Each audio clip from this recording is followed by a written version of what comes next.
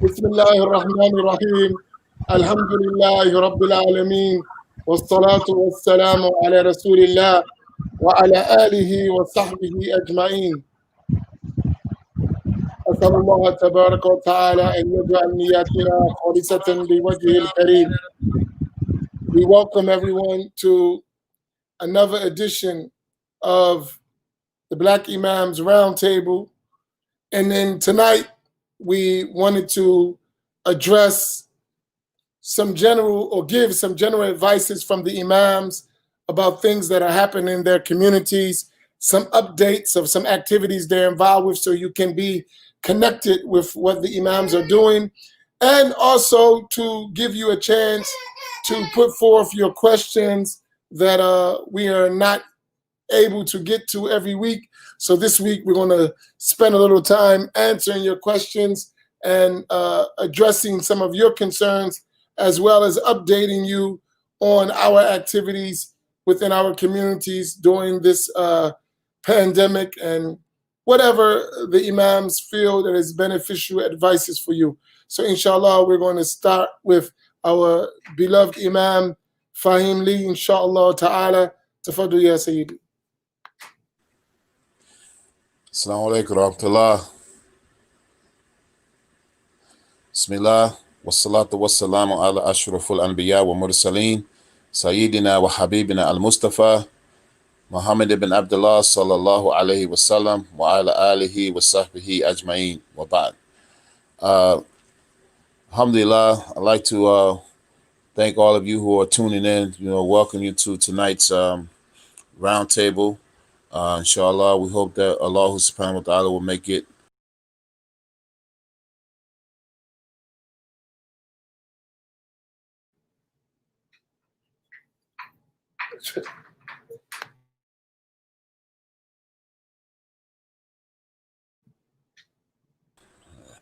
Assalamu alaikum. You went into the world of facts, huh? Yeah, I mean, this is the Black Imams Roundtable, so stuff is bound to happen like that. All right, so yeah, thank everybody for tuning in. Alhamdulillah, we're glad to have you all here, and so we freestyling tonight. Yeah, I can't hear you. It's on you, whatever comes to your heart. And their questions, because we didn't get a chance to answer questions, so people had questions that put forth.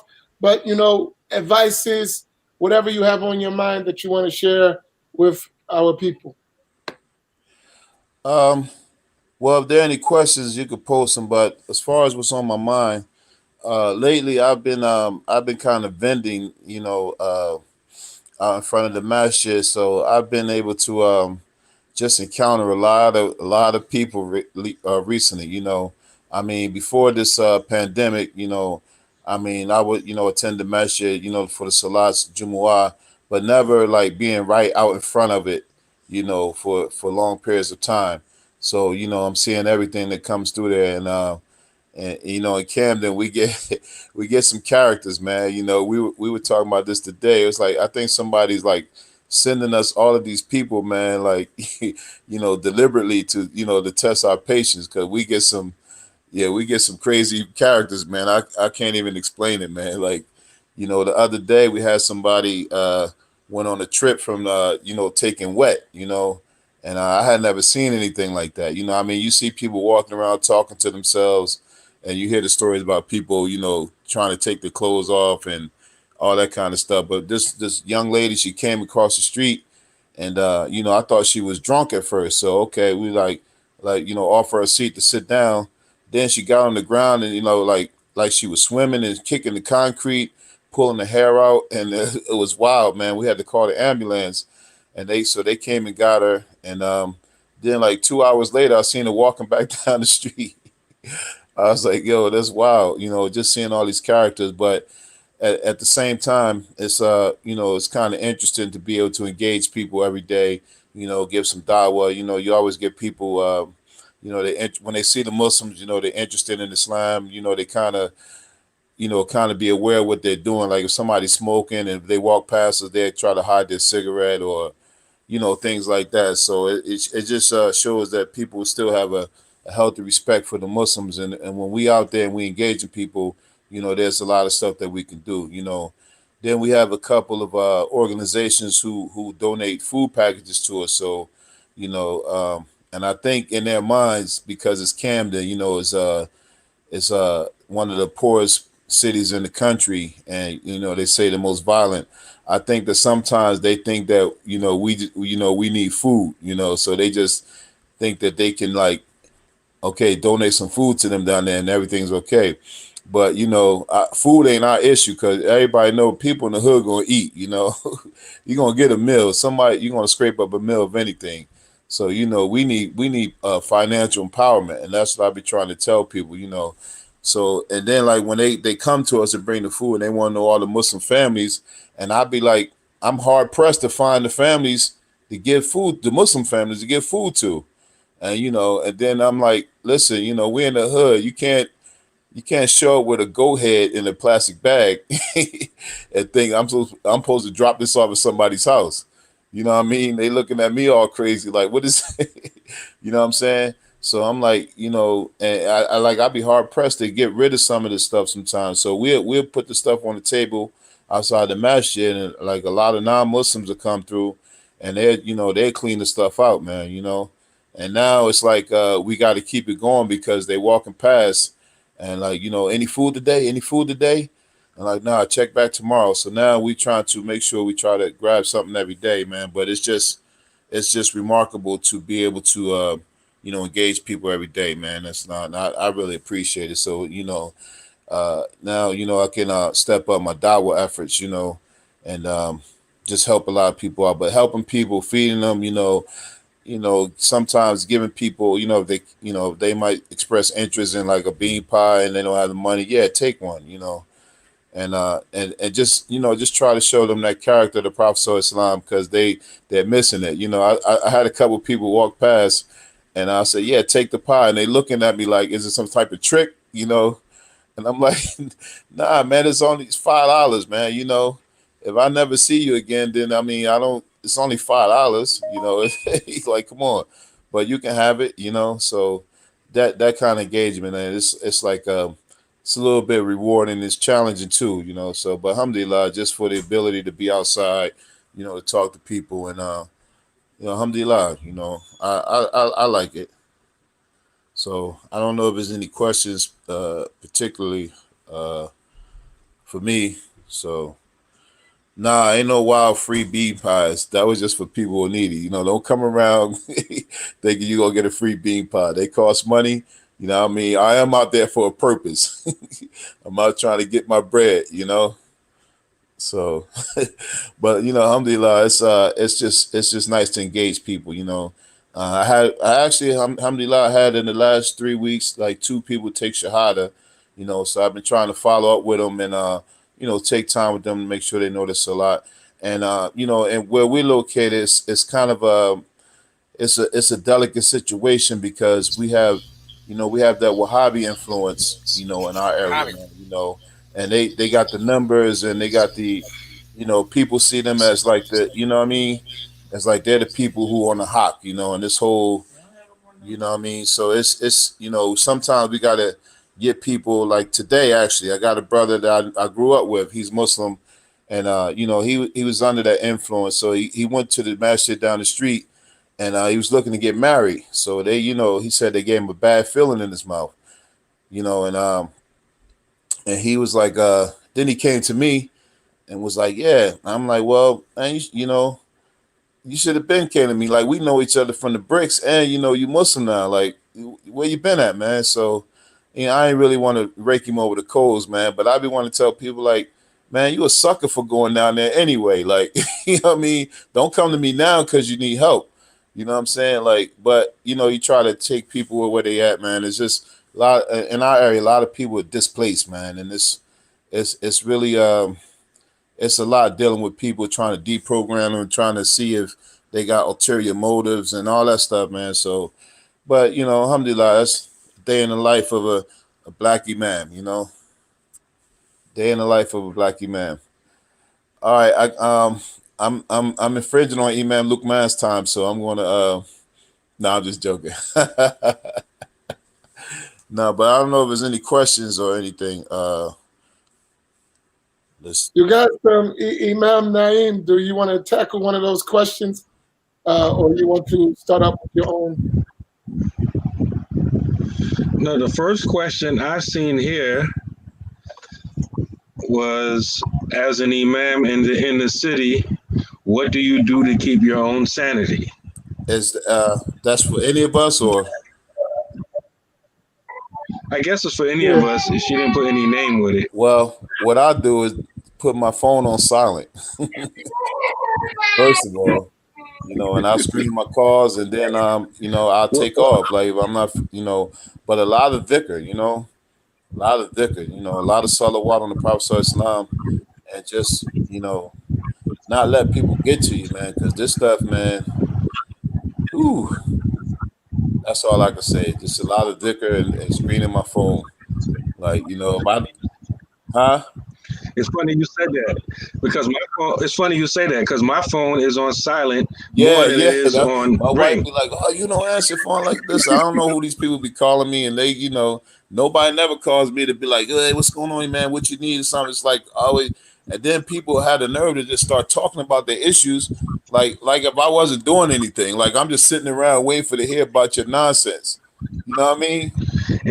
And then you got to worry about the entrappers, like hey, ma'am, I got some guns. You want some? Yeah. On the phone. Man, so one thing I try never to do is, like one reason why I keep my phone on silent is I don't want to be sleeping and then my phone ring and I pick it up groggy and somebody catch me off my game. You know what I mean? For reasons like that. So so if the phone ring and I see it, all right, let me wake up first and then. Because people, when we're dealing with our people, you got to be on your toes. Ooh. Mashallah.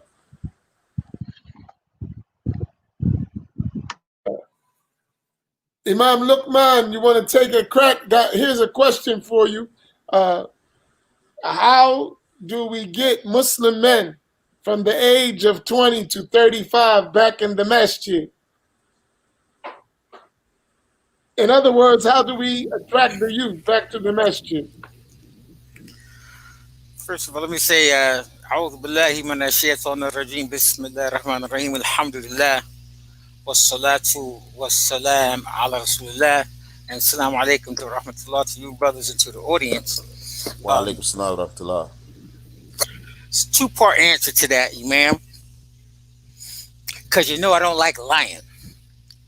So you and I we talked about this platform and how we have to be, it's an honest platform. We don't always agree. Alhamdulillah, we have different, backgrounds and so on. That, we all know that, so we approach things the same in some areas, different in other areas. We look at it from different perspectives. My perspective on how to bring back youth back into the masjid, you have to, this is my gut feeling based upon my experience. And talking to hundreds of Muslim youth in that age bracket. I'm saying youth because I got sons older than that. So in that age bracket, if you want them to get into the masjid, where they're praying, they're engaging, you really have to take a Sahaba style approach. And what I mean by Sahaba style approach, let me go back a little bit in the history that the Prophet Muhammad, alayhi salatu wasalam, okay, he attracted a lot of the youth. I mean, the people, Ashab al-Sufa, and I'm talking about Abdullah ibn Mas'ud, Ammar ibn Yasir, Abu Huraira, Usama ibn Zayd, he raised with Ahlul Bayt, Ali. I mean, these were the people that went on later on to, to run Islam. It was Ibn Abbas. They ran Islam where they got their time, 30, 40. They was running stuff. It wasn't just like, little boys, but they were raised as men. And one of the things that the Prophet ﷺ employed was he put them to work, number one, Now, for them, it was a little different because a lot of the work had to do with jihad. It had to do with jihad. Now, when you say jihad today, of course, everybody freaks out. Jihad, and then somebody's going to say, well, jihad your nafs, brother. It's a spiritual jihad. But no, we live in America. We're not fighting anybody with no physical guns and shooting. We're not in that situation by the grace of Allah subhanahu wa ta'ala. That's just our situation. But jihad is, you have to have some kind of jihad. I don't mean just sitting around spiritual jihad. No, you have to put brothers to work in something and be honest. It's campaigning, and then that's number one. Number two, man, listen, we have to stop playing around with folks, man. I'm not saying none of you. I'm saying as imams, we can't play around with people anymore, man. You Muslim, you grown man, you know what I mean? Where your zakat? Where your bay'ah? Where you signing up at? Or it ain't no rap. Seriously. Because we've been doing this for a long time as imams, we got to meet them. I'm into meeting brothers where they are and all that. But when I talk to brothers, man, I give it to them straight. I ain't got time to play with you, man. You Muslim, alhamdulillah. What you know? You don't know your deen? Get your ass up in this class and learn something. You talking stuff, because we let people get away with being non-men. We can't let people get away with not being a man or not being a Muslim man. I mean, I understand the situation, the political correctness and all that, but I'm telling you, as an imam, 25 years, imam, 20 years of activity, or 15 years. I've been active in Islamic politics, Masjid, open Masjid, giving khutbahs, counsel, man, for 40 years, 40. And then so I've had a chance to look at things, and y'all have a chance to look at things from my perspective as an OG. If you want brothers to come into the masjid, okay, we got brothers in our masjid. Now, this is a new masjid for me. It's a new community. Even in Sacramento, we have brothers. They come. One establishing the prayer. Imam is there. We got the coronavirus right now, but man, you got to put brothers to work, man. If nothing else, give dawah. If nothing else, learn. If nothing else, teach. If nothing else, you ain't married, get married, dude. Where your family? Where your kids at? Where they at? You got kids? Get them in here. Sunday school. You know what? Get the food. Be on security. When politics, do this. You have to really employ brothers, man. And so a lot of brothers go crazy because ain't nothing to do. There's nothing to do. Nobody telling them what to do. I'm saying right now, if you ain't got any man, get any man, man. Get any man. Stop. It's not no joke like that. It's that, well, brother, take your time and, inshallah, you'll get it, brother. Because I understand you're a new Muslim. That is not the approach of the Prophet. That is not the approach of Rasulullah. He had young guys teach. The man, Amin teaches. I teach. We teach. We all teach. That's the good part. Teach in the masjid. That's fine. But you want to really get brothers involved, activity, you have to. We have certain types of language, man, that gets in the way because the language has been demonized. Now we have to do something about that on the intellectual side. Okay, I don't believe in doing no stupid Islam. I don't, man. Just follow some Sharia. I don't know everything, but we have to follow the laws and the scripture that has been assigned to us by Allah.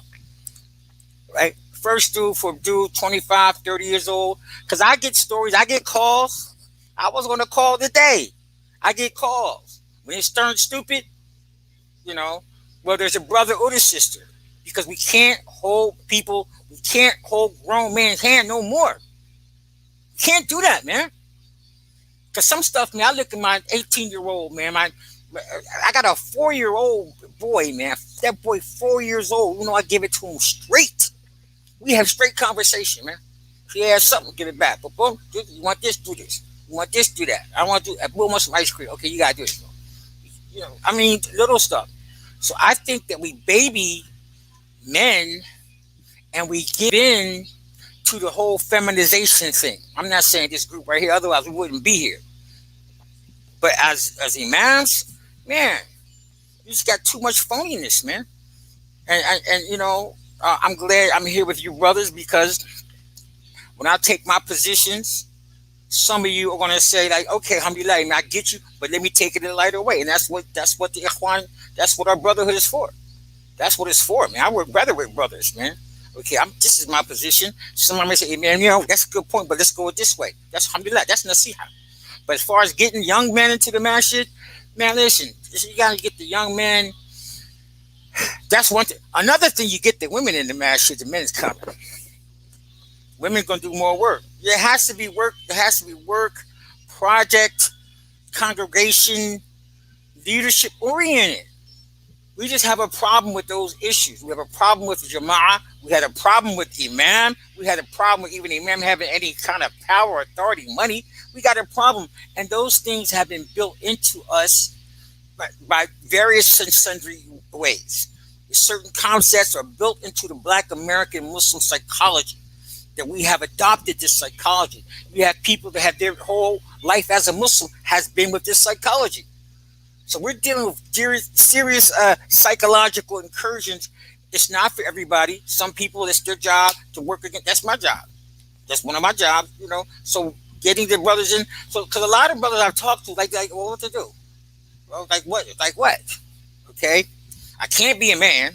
That's oppressive. So that's out. I'm not gonna be a woman. Can't get married because I don't make the money. All that, and I ain't ready. I don't know enough. Whatever. Blah blah blah. Make that difficult, brother. So I got my girlfriend. So I already got that right there. That's the reality, man. That is the reality.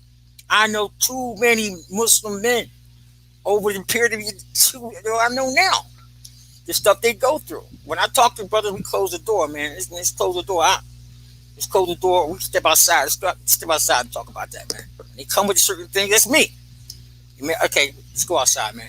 Let's go outside. If it wasn't Corona going on, we'd be having coffee and stuff, But that's why she keeps the brothers out.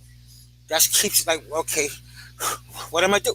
There's no place to go. Now, if you establish in prayer, alhamdulillah, that's a big thing. Because you can always build stuff off of prayer, off of salat. Like Imam, you do your after Fajr talks, boom. That's it. You always can build it out. That's what the Prophet used to do. You have the salat, boom. Now we talk about getting work. But and this is not just one solution. This is my position that I look at, is that you really have to employ Sahaba style organizing, except we ain't fighting nobody. It's jihad without the fighting. Jihad without the fighting. Because the first thing people think of the jihad, oh yeah, brother, and I had that. We used to have that. I haven't had none of that kind of gun stuff and that pro and tell pro stuff, because because we don't even play with it, man. It's like, dude, guess what, man? Because I don't play with that kind of stuff. We do everything according to the book. This is Islam, Sunnah, blah blah blah. You got some secret stuff. You got some, Imam, I need to get the guns, man. I'm liable to violate you, for real. I'm gonna check you. I might call the feds on you, man, for real. If you anything that's a threat to our community, to our existence as Muslims, man, to my family, to my kids, man, nah, man, seriously, I don't even play with it. I don't play no long talk. I say, but we're gonna get this straight right now. Seriously, anybody got time for that? And so, a lot of times, a lot of our men, Black American men, the first time they really deal with some kind of authority is when they go to jail, when they go into the pen. I was talking to Imam Ibrahim about that the other day. I texted him, said, Imam, I'm doing some research about, how many Muslims. And there's way more brothers in that. You can go to any major city. And maybe not Philly, maybe not some of the real big ones, but any other city. Memphis, Tennessee, Atlanta, Sacramento. You go to any of these cities, man, you're going to find a bulk of the Muslims. Where they at? They're in the pen, man. They're in jail. They're in jail. Obeying orders, so-and-so, get up this time, go to bed, lights off, blah, stand in line, blah, blah. And sometimes that's the first time that they even get, where they get somebody telling them what to do. And sometimes they can't handle it. Sometimes they may not have a father, never really had a father. It's different things, But I've had experience I have years experience in the pen. And you see that. So in Islam, with the Prophet, ﷺ, when you became a Muslim, they put you to work. They put you to work. You couldn't just take your shahada. Yeah. Yeah, I'm Muslim. Yeah, I'm over here. It wasn't like that. It was not like that, man. It wasn't like that in Mecca. It wasn't like that in Medina. It wasn't like that during the Khulafa al-Rashidin. They had states, and so it was a little bit different. But they just if a man's not gonna be a Muslim man, he ain't got no voice, man. He got a question. Ask a question, bro. Can't come in. Wait, we open our community out for everybody to say any damn thing, no matter who it is. Dude could be from foreign country. Not I love nothing to do with foreign country, but Duke walking from Afghanistan and weigh in our situation. And somebody, oh well, yeah, well listen to the man. No, man, that ain't no deen in that, man. That is not deen. That is not the deen that I learned. It's not the deen that I know how the Prophet practiced. So I'm gonna leave it there. But to answer that question, you want to get brothers involved. It's not no one overnight thing. We are deep down in the rabbit hole right now.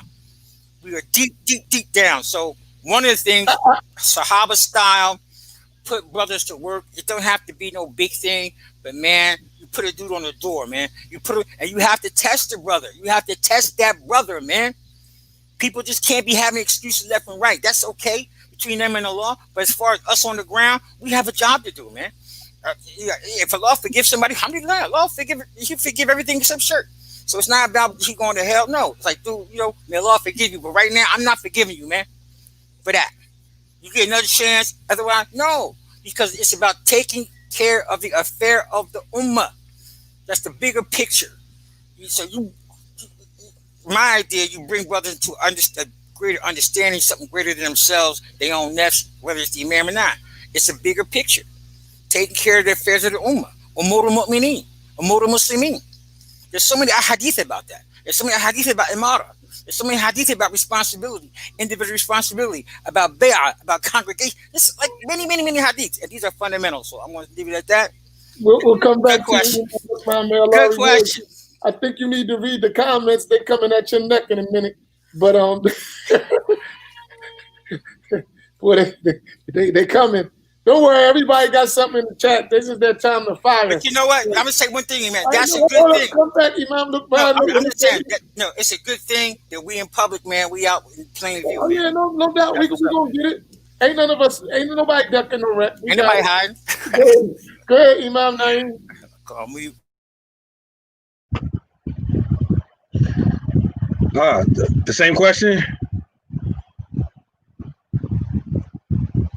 You gotta unmute yourself. I didn't hear a word you said. You gotta unmute yourself. Yeah, because if I get to start talking, I ain't gonna want to stop either. So I'm muted.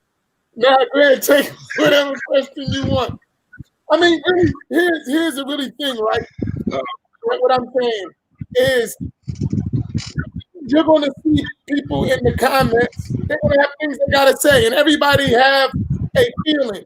So this is our online community. We get into experience and talk to one another, and we have real talk. So you address what you see in there, or you address, what you feel is needed to be addressed. Go ahead. Alhamdulillah, just to piggyback off of that same question, with anything else that people participate in, there's always some reward for participation, good participation, and some punishment for lack of participation.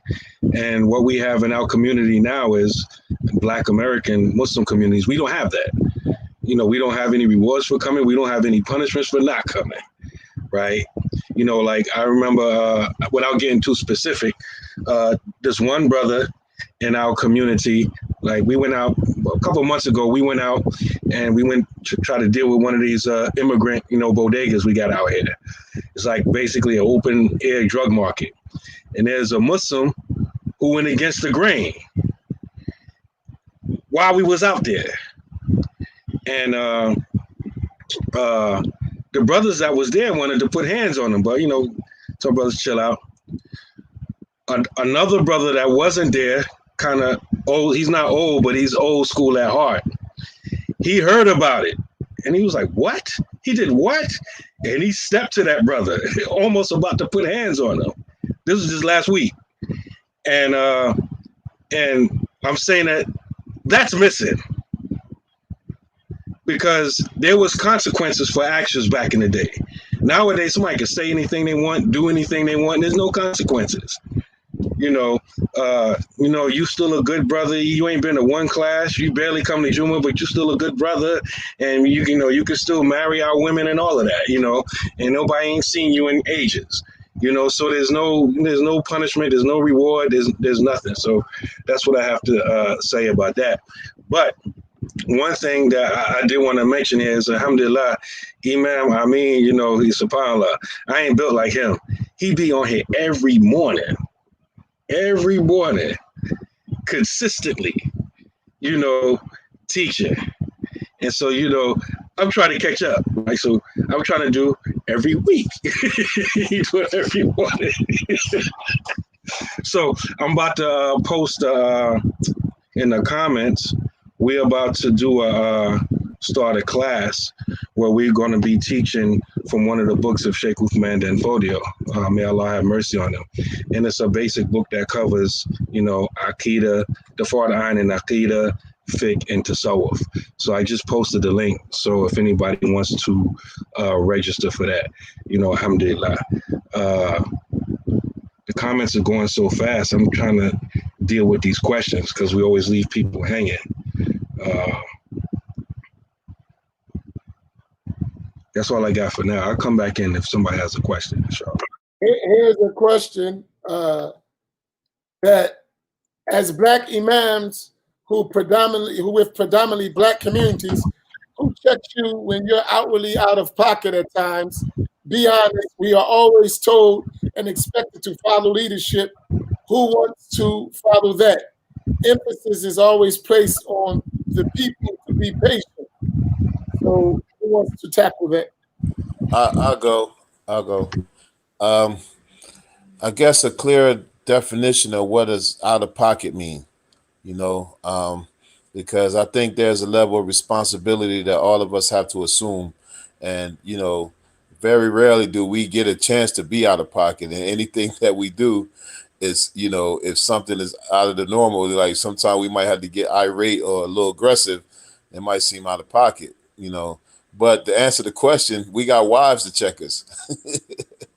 Wives to check us. For me, I got some elders that I always consult, man, whenever I got to make major decisions or something, I can't, but at the same time, this leadership, is in a manner. So, I'm pretty sure, I am sure that all of the Imams here, we honor that very much, and we know that there's a level of responsibility that we got to be aware of what we're doing all the time, what we're saying, how people are receiving it, what kind of feedback we're getting, what kind of criticisms, so a lot of times we just really got to, check ourselves and, just keep an ear open. It's not easy, but any little thing that we do is a mistake, it's blown out of proportion, but, when we got to do the things that, sometimes people seem to forget about, when you going above and beyond the call of duty and sacrificing your time and your efforts, people don't really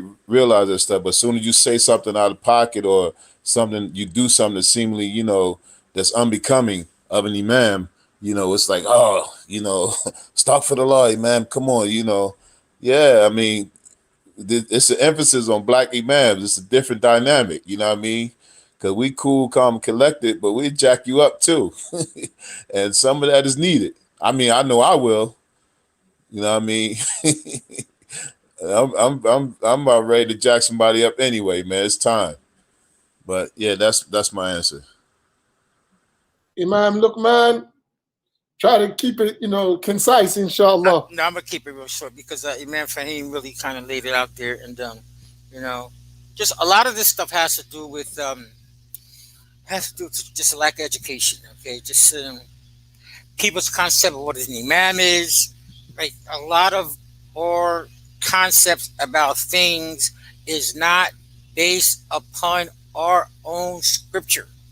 It's not based upon history, like imams, And so, first of all, if an imam is not your imam, if he's not your imam, you have no right under Islamic law you have no right to hold him accountable. He's not your imam.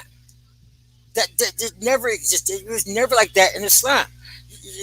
Somebody we've had histories of imams and amirs and people who were sent to Yemen and people who were sent back to Mecca after the Feth, people that were sent to Syria, people who were sent to Egypt, people who were sent to Samarkand, all these different places where you had imams, you had amirs, you had people that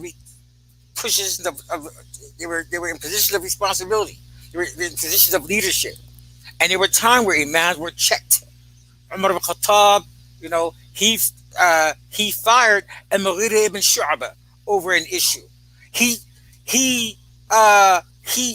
demoted Amr ibn al-As, who conquered Egypt. The Prophet ﷺ put Usama ibn Zayd above Khalid ibn Walid. He was 18 years old. People got checked all the time, but they got checked based upon there is some contractual relationship here. You're my imam, and I have people question Uthman ibn Affan about decisions. People question Umar about decisions more than once. Him and Abdullah ibn Mas'ud used to go about it all the time. Umar ibn Khattab, when he was a Khalifa, he used to get checked by Abdullah ibn Mas'ud all the time. Wait, what's up with this? But at the same time, Abdullah ibn Mas'ud, in every campaign, yeah, man, I'm gonna check you, but my sword is ready. But I'm gonna check the decision, what you're doing, but my sword is ready, not for you, for the enemy. Now we don't have an enemy now like that. We have, I'm just saying that. So we have to realize that we have let an entire generation come upon us who believe, man, I'm gonna check the imam. I'm not even going to give my real name. I ain't paying no zakat to nobody. I'm just Joe Blow, so-and-so. That's not even a real name. I got a picture of a camel over there, and I'm going to check the imam, and people going to just check. No, that's just mobism. It's just the mob. All I'm saying is that we have scripture. If you want to know about good imams, the Prophet said, خَيْرُ أَئِمَّتِكُمْ الَّذِينَ تُحِبُّونَهُمْ وَيُحِبُّونَكُمْ وَالشَّرُّ أَئِمَّتِكُمْ الَّذِينَ تُبْغِضُونَكُمْ وَيُبْغِضُونَهُمْ الَّذِينَ تُبْغِضُونَهُم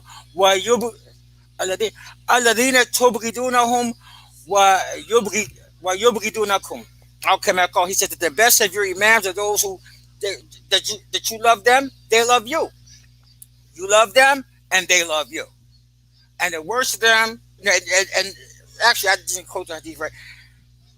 You love them, they love you. They pray for you, and you pray for them. And the worst of your imams are the ones you hate them, and they hate you. They curse you, and you curse them. So the whole idea about imam, we have a television view of too much stuff. And anytime somebody talks about it, and you got too many fake people, man. We have people in our midst, man, that really they think that every opinion is valid, and it's not. Every imam should listen to Shura, and every imam that I know does. And even if he get out of pocket, if somebody check him, he listening. If somebody check him, he's listening. Okay, I'm sorry. I have people say things to me all the time. They say it to the son. They might say it public, but I don't really do too much public stuff like that. You think imams is rough? We tell them about the imams in Beirut, Lebanon. I'm just saying, people just need to know the reality of the imamate. You go to Beirut, you go to South Africa, man, the imam is carrying an Uzi, man. Ain't no joke. Go to South Africa. You go to Syria right now. You go to Pakistan. The imam got a 30,000 member army. I'm the imam. Yes, I'm praying, Hafiz, Quran, and these my people. Check them. Imam is liable. You might not make it out the masjid. During the time of the Prophet, it was similar to that with the Umara. Imam Luqman. Judging from the comments there, a lot of people ain't trying to hear that. They say, well, we too back in the day. You're too old school. I'm old school, all the way to I'm old school, man. Because no one can show me where new school is working.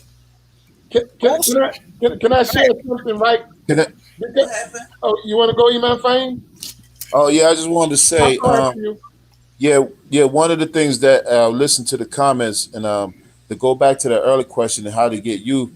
I know, like when we're in cities where there's a strong gang culture, you got to identify who's the one who has the influence on them and go after him. He'll get those youth. You know, you got to groom them, but you gotta kind of like not in it's a delicate thing. We're not interfering with their gang culture. You with know their what I money. mean? Yeah, because I mean, there's places where we went and we had to deal with situations, you know, with gangs, and you know, we go over to the where they at, and the head of the gang is a Muslim. You know, we going over there, you know, Assalamu alaikum, man. You know, all right. So then, okay, well, do you got a hold on this out? Yeah, you know, I'll get him in line. And next thing you know, you got all these, you know, you got all these Crips and Juma. You know what I mean? And it's like, wow, okay. Well, let me grab onto this guy right here. So, I mean, to answer that question again, you know, get those guys who have an influence on them and let them work in, and you just be like a, you know, just giving them some, imparting some wisdom to them. You know, a lot of these kids, they're not really going to be where we come from. You sitting in the class, you learning, you got, you know, you accurate, man. You accountable. You know, you got to get them when you can get them, and you got to get them. You got to give them a mission. You got to give them a mission. Put them on a mission. Keep them there, and make sure they have assignments. You know, and keep them busy. Because other than that, you know, we gonna lose them because that gang is like a secondary family for a lot of them. You know, because you know, like we old school, we'd be like, how could you be so stupid to join a gang and stuff like that? And I remember talking to these youth groups one time, and this guy, he was really frustrated, man. And you know, and I seen it, and I'm like, well, what's up, man? He was like, he said, man, the gangs is family. You know what I mean? Those big homies, how they feed them, and they listening to them. They might be manipulating them, stringing them along, but they got a sense of belonging with them. We got to give them a sense of belonging. You know, And this the gangs have everything that we don't have. They have yeah, and I leadership, always, they have authority, they have money, they have accountability, man, they have jama'ah, they have brotherhood, they got all the stuff they got their women. And I've dealt with gangs a lot in California. They go in a gang, they got chain of command, straight up chain of command. They got emirs, they got shot callers, man. I'm talking about these boys be making money. They got women, they got a female side. Female got lieutenants and stuff. They got stuff that you don't have in the Muslim community. You don't even have when you don't have loyalty, you have no accountability whatsoever, except the Imam, who you ain't even paying. Gangs got leaders, they're accountable. I'm telling you, these boys be having, I'm telling you, man, we've had gang members come to the masjid. Imam, listen, I can do this, but it's drug money. We say, well, we can't take that, man. Next time, don't tell me. Just don't tell us, you know. But they come like that. They're looking for people to do work. People may have an issue with old school stuff, but there's no evidence whatsoever in Black America where the new school, where the fluffy dog school work. There's no evidence. There's no evidence whatsoever. There's evidence in our Sunnah. There's evidence in the Prophet. And then I got a problem with people who have issues with Sunnah, with issues with what's in Kitab, with what's in the Sunnah. I just got an issue with that. And that's something I think that we have to address. I'm glad we're on this forum because you got a lot of Muslims who really, okay, I'm not trying to hear the Sunnah. I ain't trying to hear what the Prophet say. I think so-and-so. I read so-and-so. And they don't even have the experience. They don't have, and then a lot of times people want to say this and that, but they're not willing to take the spot. They're not willing to take the chair. Okay, dude, you give the khutbah then. You ready? Give it up. I'm sick. You give the khutbah. Lead the charge. No, just give the khutbah. Lead the prayer. Lead the prayer, man. That's basic stuff, man. That's basic stuff. You cannot let people get off the hook. You don't front them in front of people. You don't embarrass them or that kind of stuff. No, I'm not saying do that. But I'm just saying, we just cannot afford to let a man not be a man. That's crazy to me. I don't care if old school or not. That is crazy stuff, man. That means that we're part and parcel to the feminization of men. We're supporting the feminization of our men. How can we do that as Muslims? How can we do that, man? How can we not uphold basic things, basic rights, basic responsibilities of Islam? I'm not talking about going out and fight and kill. No, I know. I'm talking about basic stuff, man. Basic stuff. Basic responsibility. Basic family responsibility. How can you not uphold basic responsibility of women? That is the sunnah. That's what the Prophet did. And personally, man, I'm just not gonna sit by and let people change the religion of Islam, man. Seriously, I ain't for it, man. I'm not gonna stand for it. Allah be my witness. I'm not saying nobody's intentionally trying, but a lot of times people, they don't know history, you don't know sirah. Okay, fine, you don't know. Nobody knows everything, but if you don't know, you really need to be shutting up and listening. And that's the problem. I hear, and I've been through this. And this is the best conversation, though. This is the best mix I've ever seen. Alhamdulillah. Imam, I want to answer a couple of those questions because some of them was directed to me. And I want to, before I get into some of these questions, and I think all y'all would agree, and I think even the audience, right? As an Imam, right? I've been an Imam for 10 years now. I became the Imam after our Imam Qari Shukur rahimahullah. He died after being an Imam for 30 years. 30 years. Before him, our community was existing for about 25 years. So you add that up, you're talking about like 65 years of a community. 65 years. All right, with that, in 65 years, when I became, so that's 55 years before me, when I became the Imam, I immediately was confronted with struggle.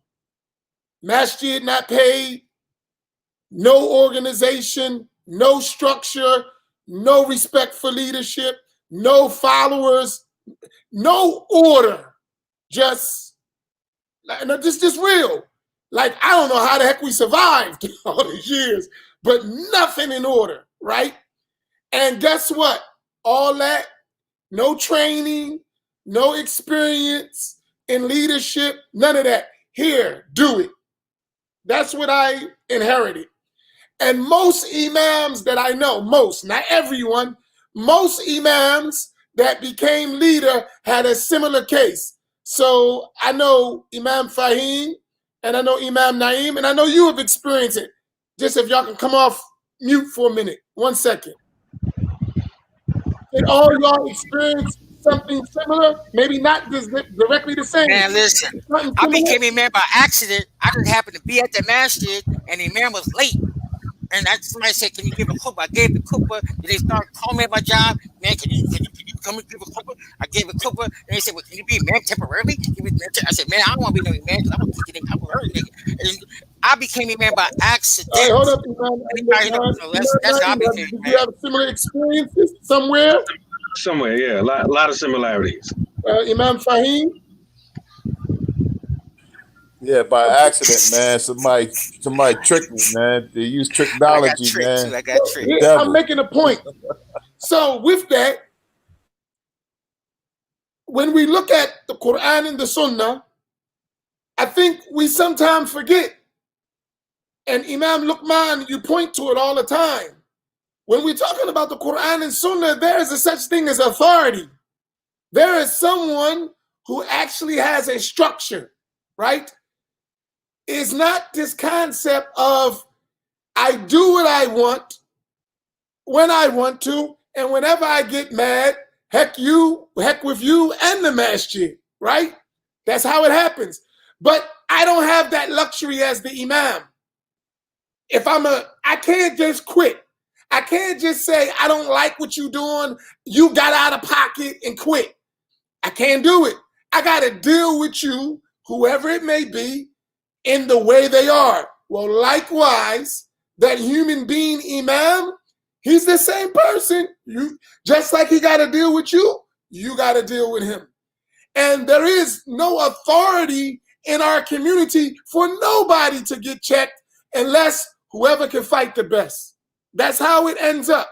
Whoever's the strongest and can handle their business the best, like the Wild Wild West. Now, that's sad. In order to change that environment, because that's the environment. Because I know, and all of you know, you've been imams. In my community, some people may feel that I'm a little bit too rough. You just can't do what you want because I'm a young guy. I'm from the new school, but I got an old school mentality. You get out of line, you're going to get handled. I don't care who you are, right? That's just how we roll. And we've had to make plenty of examples to get some order. But all of y'all been in my masjid, our community, you don't see all that fitna, do you? Absolutely not. Why? Because it's well known we're going to handle it. Now, that's not the ideal circumstance. That's not ideal. As you see that element, but you also see the element, if you behave yourself, you're going to learn your religion too, right or wrong. You're going to have scholars, you're going to have teachers, we're going to put on programs, and we're going to build. So you got both. Now, that doesn't mean that as an imam, I'm right. No, I'll be wrong most of the time. But at the same time, it's got to be a give and take between both the imam and the community. If you don't have both of that going on, then you ain't going to have nothing but anarchy. In order to stop anarchy, then somebody will have to put authority. I'll give you an example.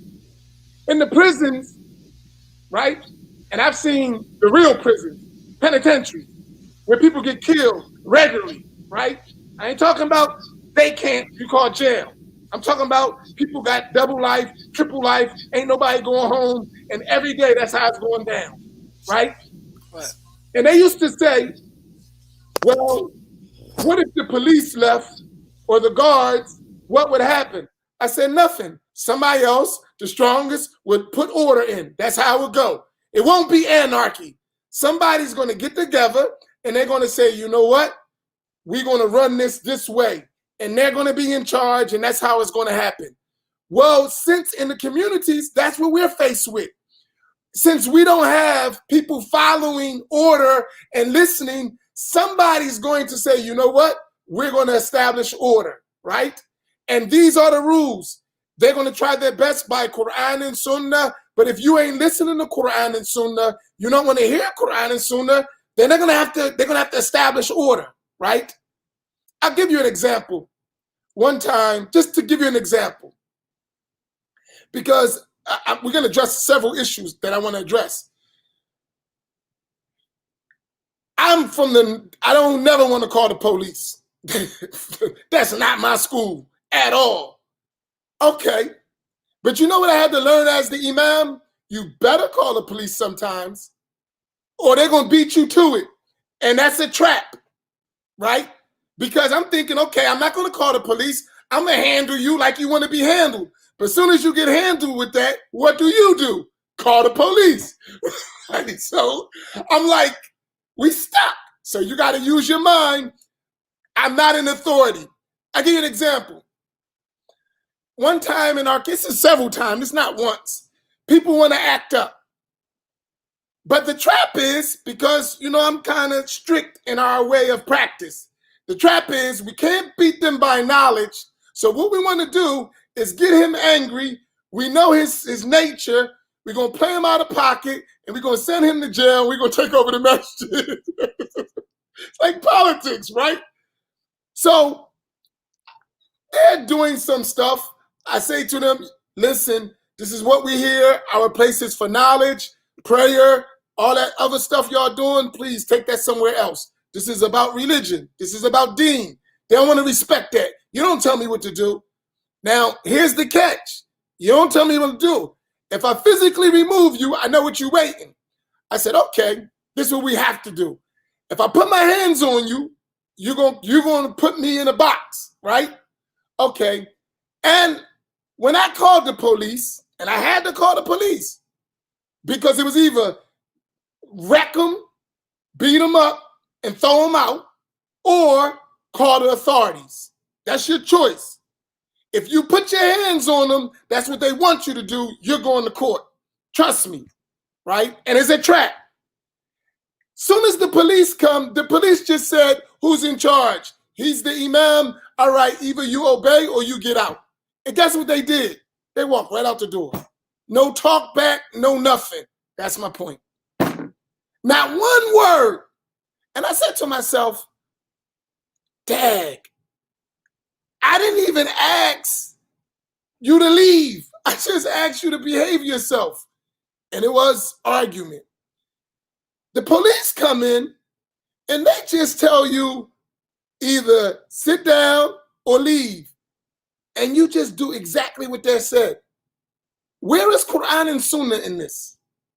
I'm just giving you what sometimes the Imams face. And in the old days, like Luqman's talking, I won't advise no Imams, especially in the climate of Ahl Sunnah.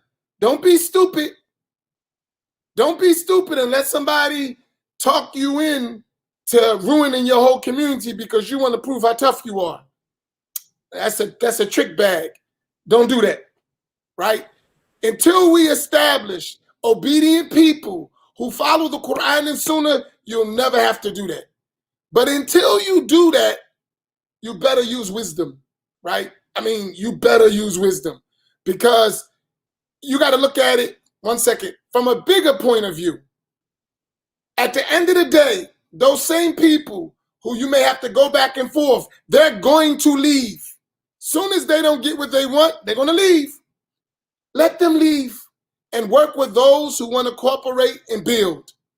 And that's how you're going to save a community. Because those same people who want to act like that, they're not going to do much anyway, right? So there's no need going back and forth. I had to learn that the hard way, the real hard way. And believe me, I listen to these young, like I listen to the young brothers. They said we need our own space. Half of them not even qualified to teach obligatory knowledge. You need your own space. You need to sit down and learn. You don't need your own space. You need to sit down and learn. Like seriously. But a lot of our young brothers feel entitlement. I mean, some of you, I love y'all. That's why I be quiet. Because if you get me started, you talking about hurting Imam's feelings. Nah, you're going to walk around with hurt feelings. Not the Imam. Because a lot of you guys are cowards. Seriously. And I ain't talking about because you can't fight. I'm not talking about that. You're not a man. You can't stand up. That's real. If I put any pressure on any of these Imams I got, 1, 2, 3, 4, if I put most of you guys talking in the situation of these Imams, you will fold like a blanket. What you're talking about, you need your own space. I mean, come on, bro. I mean, I hate to be real. That's why I said, you ain't gonna hurt my feelings. I know what it takes to be a real Imam. I know what it takes to be a real Imam. I know what it takes to lead a community. And you just talking. You not, and know the proof of it? Because before I was an Imam, before Imam Naeem was an Imam, before Imam Faheem was an Imam, before Imam Luqman was a man, we were soldiers already. If the Imam called us, he can count on us. We will hear and obey. We will not forget. That's, and I don't, and I wasn't with them. I already know, because you're not going to take this mantle if you wasn't already cut like that. You're not going to do it, because we, as a people, will drive you crazy if you ain't serious. So I mean, that's just, I don't want to go long-winded, but really, y'all want to have your own stuff? And I'd say like this, why you ain't doing it? Because you don't listen anyway. Start your own joint. Why you don't got your own organization running, doing that stuff you talking anyway? Because you ain't following no Imams. Get your own following Imams, Imam Luqman, Imam Naeem, Imam Faheem wouldn't be talking about we need people to have bay'ah. We need people to have allegiance. You wouldn't be saying that, because you would have a bunch of men that would be handling their business. And I'm going to tell you men something. And all of us will testify. Our women work harder than most of you men. Way better. Our women better. work harder. Way better. We'll soldier before any of y'all. Straight up. So, as they say in y'all, the young boys, listen to me with all that nonsense. My Magda list is more than 50% women. But I'm not saying Imam is always right. Imam probably wrong most of the time. But what I'm saying is, if you want the Imam to be accountable, and he should be accountable, right? You also need to be accountable too, right? It needs to be both ways. Everybody's accountable, because believe me, if you were more accountable as men, it would be much easier for us. We wouldn't be having this conversation, man. So that's just my 2 cents in that. Y'all can go ahead, Faheem. Yeah, just what you were saying. In my experience, I've learned that, a lot of people, from the outside looking in, or what they think they can do better until they actually have to do it. And, they don't want the responsibility. And then, like, a lot of these young guys, they live double lives. So they don't want to be seen as this person that has to take this responsibility, and then they live in some other type of way. You know what I'm saying? And you put them in, I mean, I've been in positions where I gave people to, look, you run with this, and they still calling me. They still calling me how to do it. I mean, and all you guys can testify, like, I mean, we didn't have no real training in this, but we would stand up dudes, and we just took it, and we had intention to be like, okay, I'm just trying to handle the best I can, leave it to Allah, but I'm a handle it. You know what I mean? I'm gonna embrace it. You know what I mean? A lot of these guys, they don't want to embrace it. If it gets too much pressure, they want to quit. They don't want to come to this community. They tired. You know what I'm saying? And then they expect, as that we not supposed to do, like, feel the same way. But we ain't gonna quit. I mean, I've been talking about quitting for the last 20 years, man. And then it's just like, you can't. You know what I mean? And if you give it to one of these guys, they fold, like you said, man. So I've had that experience of giving the guys a try. I had a guy, I let him, he said he wanted to help. Okay, you could be the treasurer. So he gets hold of the money. Then he tried to, he tried to sun me, telling me what I can have and I can't have. I'm like, man, I don't need you to do that, man. I'm not. You too? Can I share this that with y'all? Happened to me too, man. That happened to me. Same thing. If any of you brothers, and it ain't personal, I love all of y'all, and I give my time and my heart to y'all, and y'all know it. But if any of you young brothers are serious soldiers, you can come to Masjid Muhammad. I'll personally put you in the position to let you be a leader. I'll give you the responsibility of a leader, and let's see how you stand up. The invitation is open, but you're going to work, and I'm going to put it in your hand, and I'm going to be there to guide you, but watch what an imam goes through, and then because we're young boys, the old New Jack City come, sit your $5 butt down for a make change, because we ain't cut like that. Just talking. Because I put you in the position of an imam. Go to Imam Naeem's community. Go to Imam Faheem's community. Go to Imam Luqman's community. I got work for you. Just the bills of taking care of Masjid when people don't donate going to break you in half. Just the bills alone. Just the responsibility of paying the bills. And we talking about coming together. It's all of us together, and we struggle to get $10,000. Do you know the average masjid that's productive, their bills about $6,000 or $7,000 a month, and you still got to take care of your own house. We can go to a church and get 10 G's in about 15 minutes. Here's my point. So we don't gotta sit back and like take shots. You're welcome to come get firsthand training. And guess what? I'll put you in a position to do it. I'll find you a place to stay. I'll help you get a job, and I'll put you to work. But you gotta learn. You gotta teach. You gotta do all the work. No hiding, right? And I'm saying that's what every black imam has to do. All of us. So for me, you can't disappear. Hard on you. I'm saying, listen, you got work to do. You want to realize what these imams go through. And I don't have pity for them. It's part of the job. Anyone who steps in that position in the black community, they're going to do it. I watch the immigrants. You go to the immigrants, they have 30, 40, 50 men helping on one project. Easy. You have in our community, you got the imam, maybe a couple brothers, and the rest sisters. That's real. I mean, so y'all welcome to get a first-hand case. We don't got to talk about it. We can put you to work and we see what you got. Yeah, like I remember we had someone had a particular responsibility on our majlis. And brothers on the majlis would always say, Imam, you need to delegate. Imam, you need to delegate. You can't do everything yourself. I start delegating. Delegate the responsibility. It's under your job description. Go ahead. Do A, B, and C. The brother would do A and then hand the project back to me. You finish doing it. I'm like, subhanAllah, for everything. So now there's a sister in charge of it, right? And she does a job. Khalas, I don't hear nothing about it. It's done. And I see comments here about, look, the facial expressions and all that. It's the same kind of stuff they used to say, how I feel and all that stuff. They just get it done.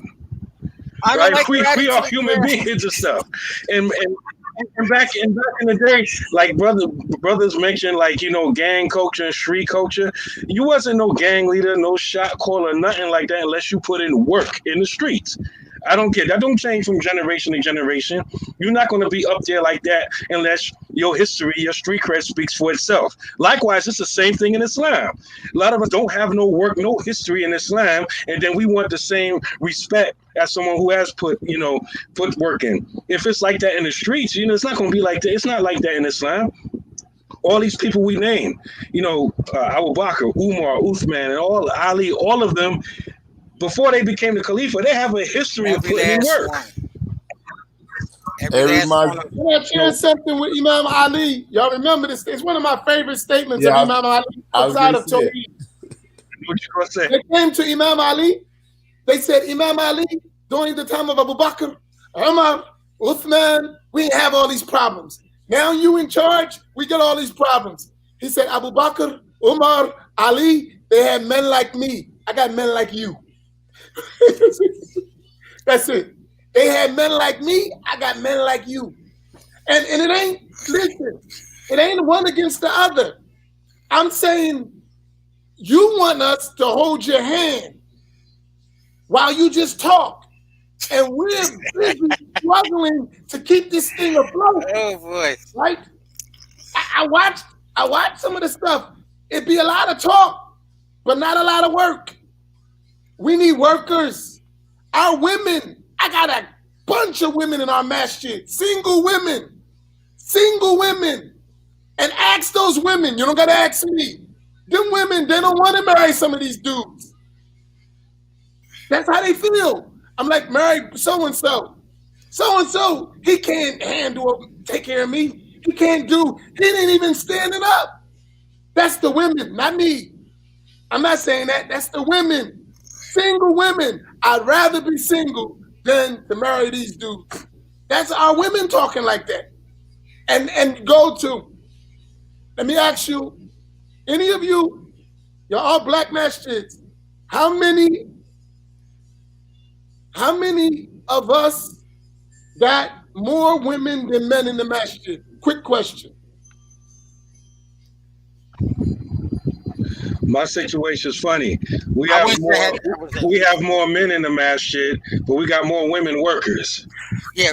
We have same here. We have more women working, but we got some serious brothers too. So you got more women than men, because if the men are there, they're not working, then I don't know what they're there for. Except filling up space. No, Imam, Can I tell you what the Imam said to me? One of the favorite Imam, I'm giving to the Imam Luqman. His masjid, and he's Salafi, so he's not Sunni, Salafi Imam. But we tight, we talk, right? He said one time they threw him off the minhaj, and a lot of people left his masjid. A huge number of people left his masjid, and they went to another masjid. And the people came to the Imam, and they said, yeah, Imam, everybody left the masjid. And you know what he said? He said,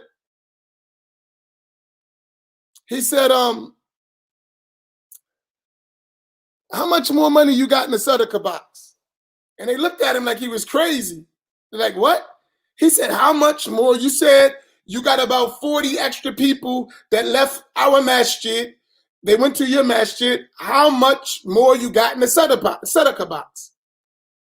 They said, it's the same. He said, good, glad they left. They wasn't helping anyway.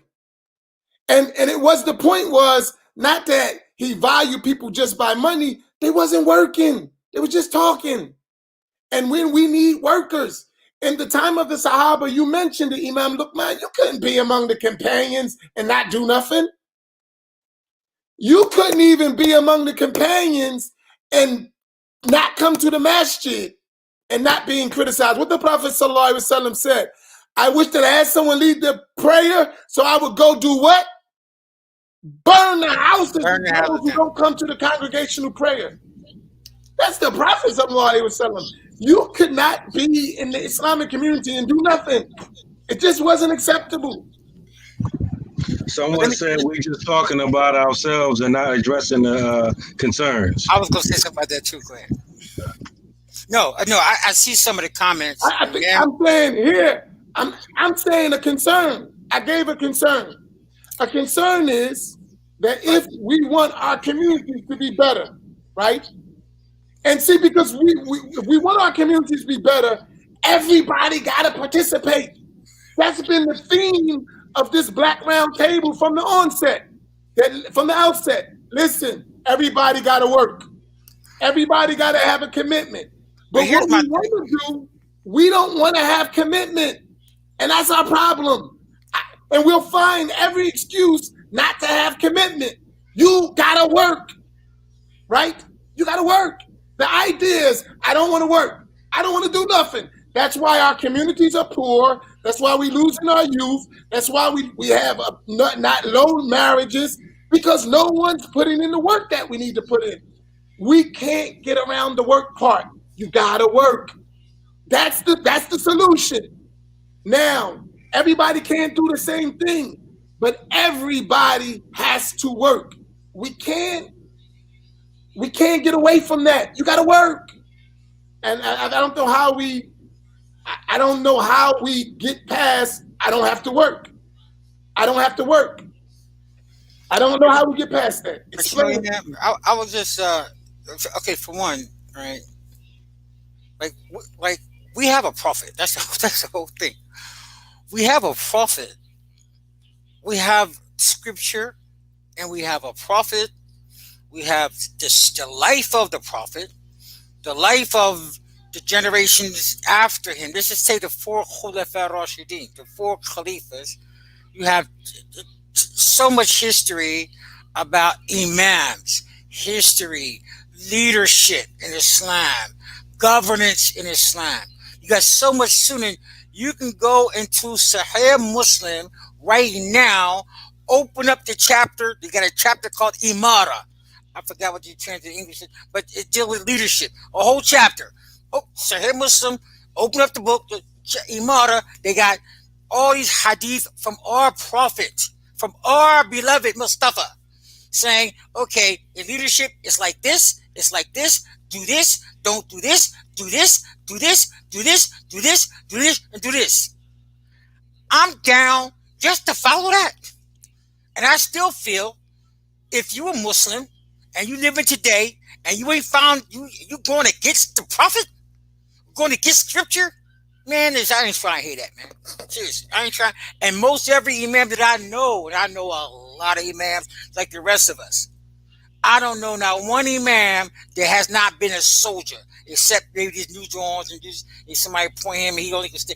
But most imams I know, they were soldiering. Before they were imam, they were there. They was in the line. They was in the salat line. They was in the money line. They was in the line. They weren't perfect, but they were there.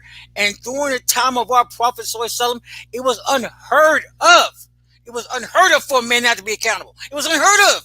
It wasn't unheard. You couldn't come to Medina and make history. Yeah, I'm just here. I'm going to be chilling. I'm going to be chilling. And matter of fact, I got some ideas on how to fight that Badr thing and the Uhud and the Hunayn and the Khandaq. I got some, because I need my space. I need my feelings, Rasulullah, because my feelings, you hurt my feelings and and that's where no, man, you had to stand up. You had even the women who made hijrah to Medina from Mecca, they had to give bay'ah to the Prophet. They just couldn't say, I'm going to chill. They had to, and our women are stronger than our men right now. I get that. But I'm just saying, you just can't have that. We only have this lawlessness here to this degree in Black Muslim America. It's because we got other issues. I understand that we got the slavery thing, we got the history thing, we got the feminization thing. But you think that we gonna sit here, man? You think we up here for somebody said the Black Imams Forum supposed to do so answers? Man, we ain't supposed to do. We supposed to do what we gonna do. Nobody got tuned in this, man. Nobody paying no money. I'm just saying, when you start talking, man, you need to pay money, man. Don't you know that during the time of the Prophet Sallallahu, even if you want to meet with the Prophet, Allah said, إذا ناجيتم الرسول فقدموا بين يدي نجواكم صدقة ذلك خير لكم وأطهر. He says, if you have a private discussion with the Prophet, bring some sadaqah, man. They ain't just, well, yeah, and that's how Islam became strong. That's how communities grew. There was governance. Imams ain't perfect. That imam is going to die. No imam live forever. That's why the Prophet said, be patient, because you know what? He ain't going to be there forever. He going to do his time and he going to be gone. That's what make you Khalifa. That's what Khulafa means. That's what the word Khalifa means. One group of people follow another people. That's the meaning of Khalifa in Lughal Arabiya. It means a group of people who they come and another group comes. So I'm gonna just say this. If we're not trying to follow the Sunnah, man, listen, man, you know what, man, for real, I ain't feeling it, man. Hey, you know, one of the things I've realized, someone told me this, right? And here's the thing, right? I'm telling y'all, keep working. I remember I told an Imam, Hafidhullah, may Allah, he was going through a lot of fitna. I said, yo, don't stop working. Stay focused on what you're doing. You're always going to have people who don't like what you're doing. Just keep working. I said, if you keep working, you keep teaching, you keep building, you'll reach your goal. You'll reach your objective. It's going to be a struggle. What I say to the same brothers, I hear the young brothers, and I'm with them. Bro, if we mistaken as elders, imams, this is America.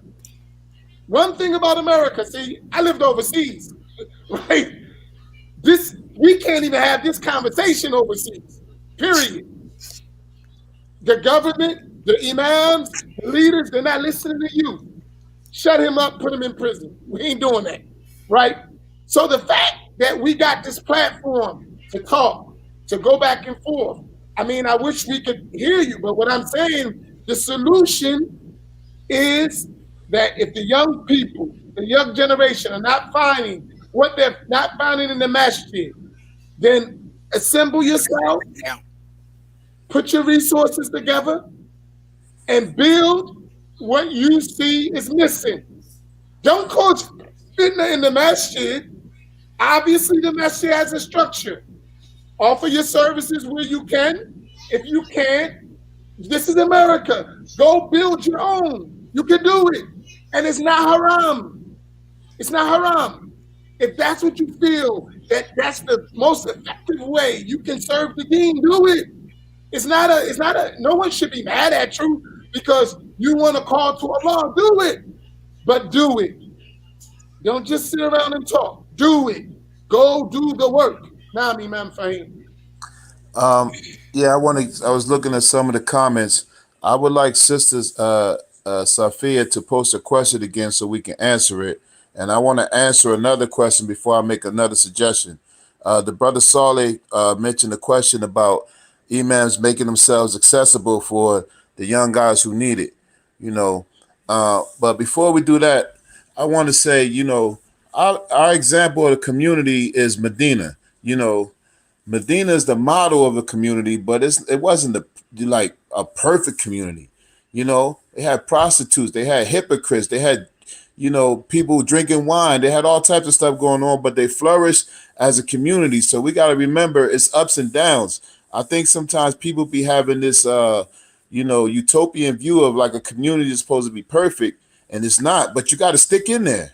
You got to stick in there with us, even if we out of touch, even if you feel like we're not addressing your needs. Stick in there, you know, because we do have your best interests at heart. Because, you know, this ain't about doing this because it makes us famous. I hope ain't nobody fooled by that. You get the status of imam and everybody know you. This stuff is headache. This stuff make you lose your head. This stuff make you lose your soul. You know what I mean? So just stick with us. You know what I'm saying? And also, I think we should offer, before I answer Sally's question, I think we should offer these young brothers a round table so we can hear their concerns. Let us know what we're missing, because I know for me, I am an accessible imam. I'll be a big brother, but I can't hold your hand. I can't make up for what you missed with your father. I can't make up what you missed in trauma. I can't get you to see a worldview that's, is different from yours because you're experienced and then you think you know everything. And then, I'm just the OG and I'm burnt out and I don't really know. Yeah, but I'm not that far back, you know what I'm saying? I mean, I'm not gonna sit around, I'm not gonna sit around play PlayStation with you. You know what I'm saying? That's not how we gonna vibe. If I'm gonna be a big brother, big brothers ain't popular all the time, but big brothers lead the way. So if you want me to be a big brother, let me lead the way and you listen. You know what I'm saying? But I wanted if that question can go again. You know what I'm saying? Because we are trying to answer the questions, and so we don't want to ignore nobody, but at the same time, we won't be able to get to all of them. But this thing is real. But we need committed people. And somebody said commitment to what? Commitment to hold together community, families. We doing business together. There's a lot of stuff that we missing that a lot of people can do it. I know before I became an imam, the person who was the imam in charge, they could count on me. If they gave me a mission, it was done. It was done. I mean, I can give you plenty of examples. I give people a mission and I got to follow up with them, see if they did something that they said that they was going to do. You know how frustrating that is? If you tell me you need something done, you need a letterhead, you need to get married, let me be missing and watch all hell break loose. Let me disappear for a few days and just come back. Oh, I got caught up. Oh, I had to go to work. Let that happen and then all hell break loose. But other people can do it and then it ain't no problem. And then we ain't supposed to say nothing. We ain't supposed to check people. No, be true to your word. And I'm talking to the people who don't work. The people who workers, this don't apply to you. But there are a lot of people who are not workers. All of us were workers before we got thrusted in this position. We didn't ask for it.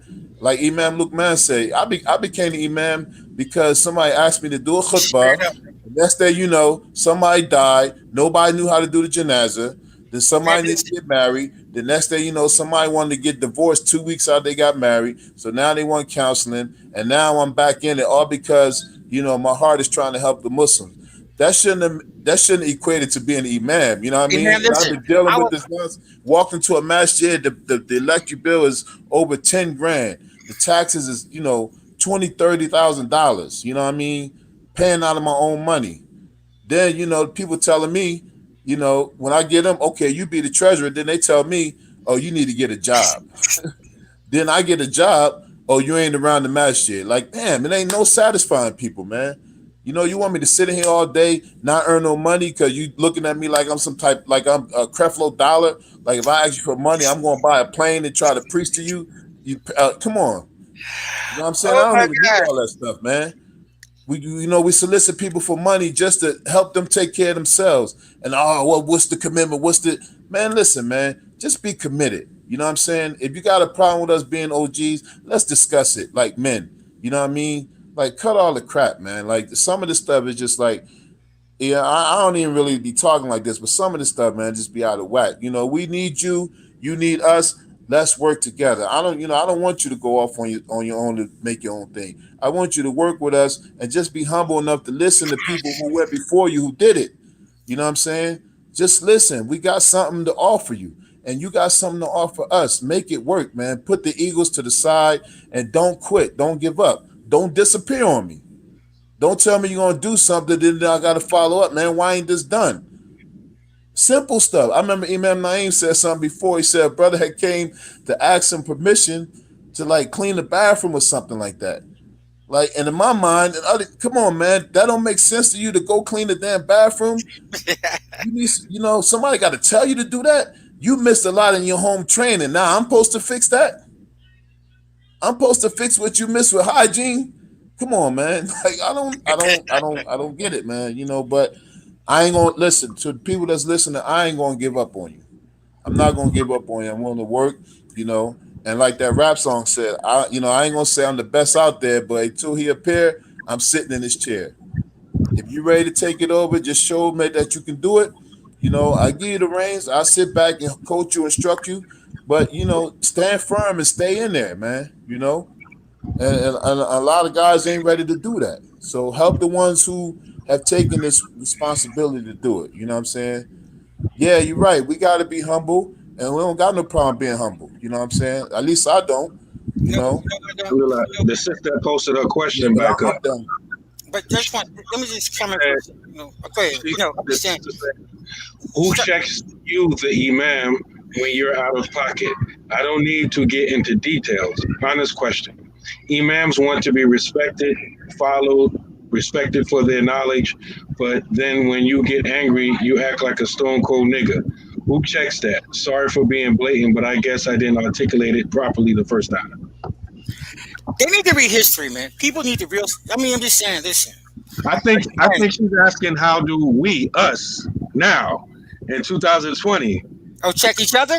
How does what's the checks and the balances in our community? That's what I'm getting from the question. I remember a time where you had maybe more reckless type of imams, but that's really kind of not our current situation. Yeah, you have some, but under Islamic law, I'm just saying you got to still go back to our law, to our own scripture.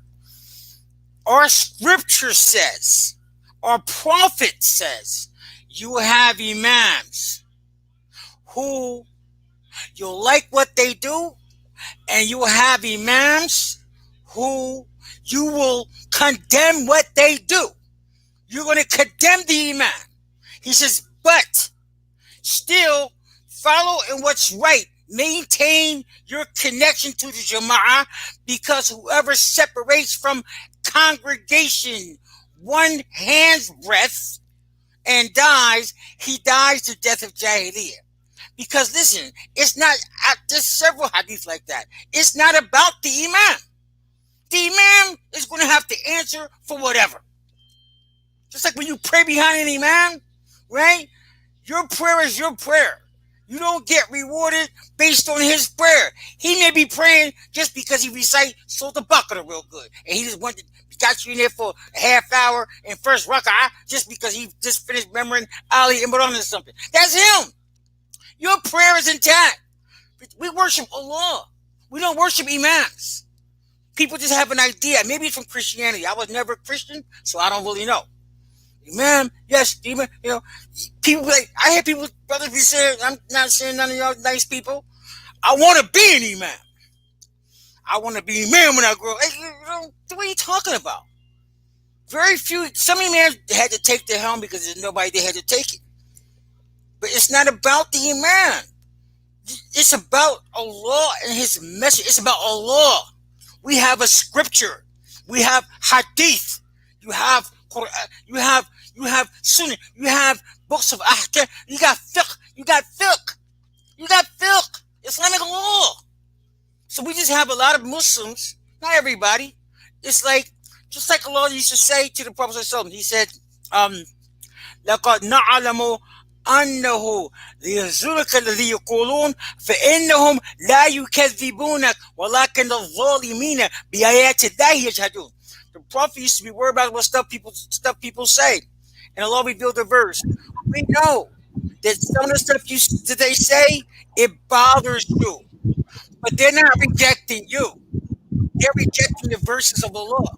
And a lot of time, some Muslims, not these nice people on to us right now, but some Muslims, like, the problem is with Allah, man. It ain't with me. It ain't with so-and-so. Because we have our law. We have our religion. As the Imam, I'm down for anybody. Give me some type of that. I've never been on record in history. No one can say that Imam Luqman, you call him clear verse, kitab. Sunnah, Imam, no, the Sunnah, no one can say that. No one can say that. We are who we are. You can't be little fluffy tails for y'all. For nobody, man. People want to come into a class. That's why people they want to say this. Okay, I want the teacher to teach the way I want to teach. No, don't teach your way. Check. Teach the way. No. See, it's better for me if you don't just talk about this person over here. Man, nobody do that. Just come on. And we have to understand. I'm gonna let it go. We have to keep in mind the Black American Muslim civilization is headed for extinction. Alhamdulillah. To address the sister's question, I want to say real quick. My thing is real short. To address the sister's question, number one, and I think I have a probably pretty good in comparison to the rest of the imams on this table, because anytime we do something, I try to take shura, I take consultation, and sometimes they get quiet. I be like, "Hello, I need some feedback here.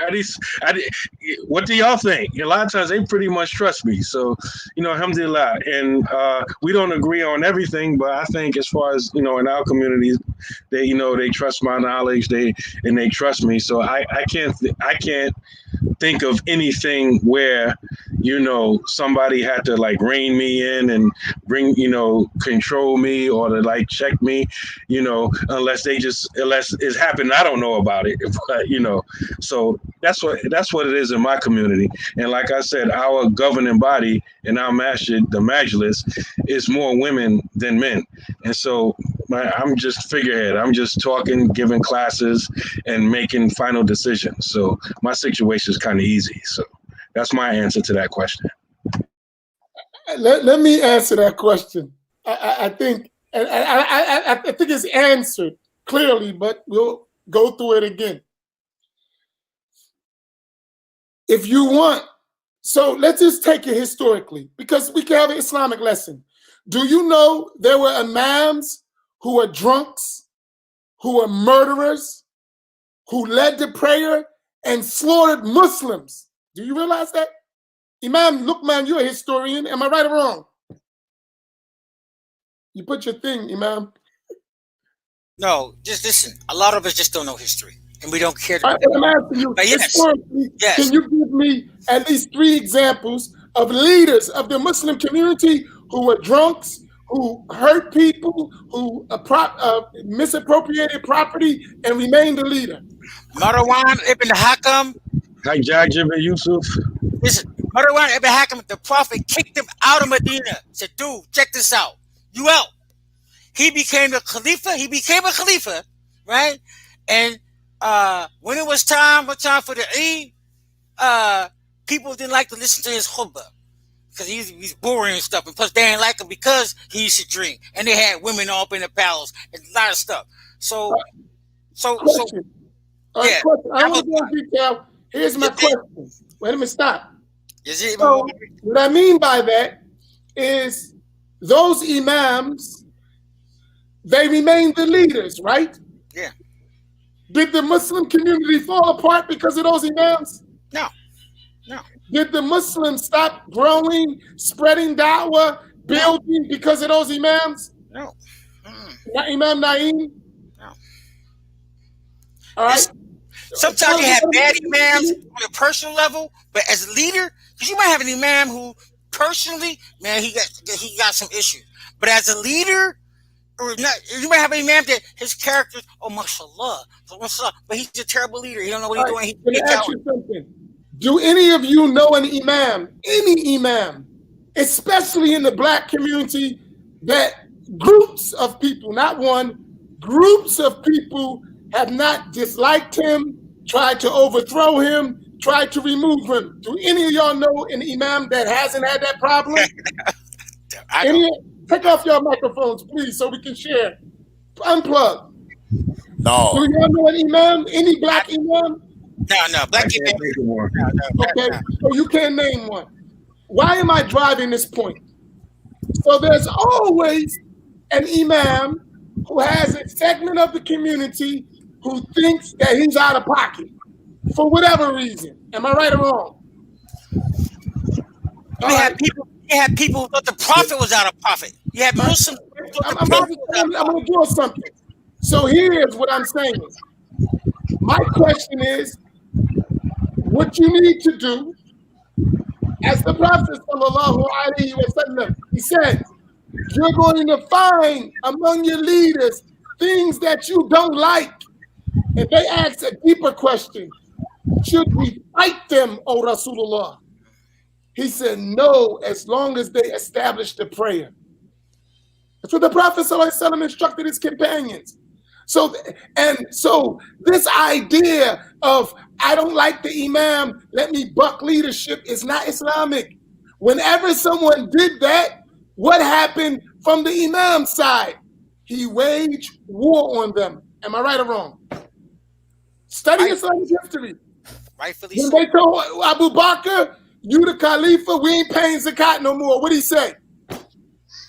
He said, Wallahi, لو منعوني إقالا كان يؤدونها إلى رسول الله صلى الله عليه وسلم لقتلتهم. That's what he said. Okay, question. When Sayyidina Ali, when they rebelled against him and they refused to follow him, what happened? He fought him. All right. Now, let me get to the question. I'm laying something for you.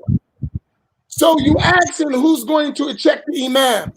We don't have a community set up in most of our communities that there are checks and balances, because someone's always going to find that the Imam or the board or whoever is out of pocket. What I suggest in those situations, if the community as a whole felt that that Imam is so bad, they as a whole will remove him. If they as a whole don't remove him, the individuals or the groups that oppose him need to fall in line with the community and be patient. It's simple. But here's what happens. Because I don't like the Imam, or I have a problem with the Imam, or I have a problem with the board, or I have a problem with everyone else, then I want to rip the whole system and throw it upside down. That's not how Islam works. It just doesn't work that way. So here's my thing is, the Imam should fear Allah, and he should do his best to fear Allah. No Imam is perfect, no follower is perfect, no board is perfect. The idea that you want who checks the Imam, if you don't have a community that can check the Imam and feel that the Imam is wrong and he needs to be dealt with, and that's a communal problem, not an Imam problem, then you need to find a community that works like that, right? That's simple. But this idea of we find our way to find an excuse not to follow leadership, not to build community, it doesn't fly. We can cut it however we want. At the end of the day, we find ourselves undermining our own success. I have a question for one of Brother Salih. He said the examples, his comment went up, but basically he said the examples that we all gave, they were under a Muslim state, they were political situations. You know, we don't have that. We're not in that situation. My question to him is, what models should we use if not those models? Because because that's something we're supposed to be working towards. I mean, are you? This question is directed directly to Salih. Are you saying that we? I mean, I'm asking, what are you saying? If none of the answers or the context that we gave is relevant, I mean, you give us the answer. That's basically what I'm saying.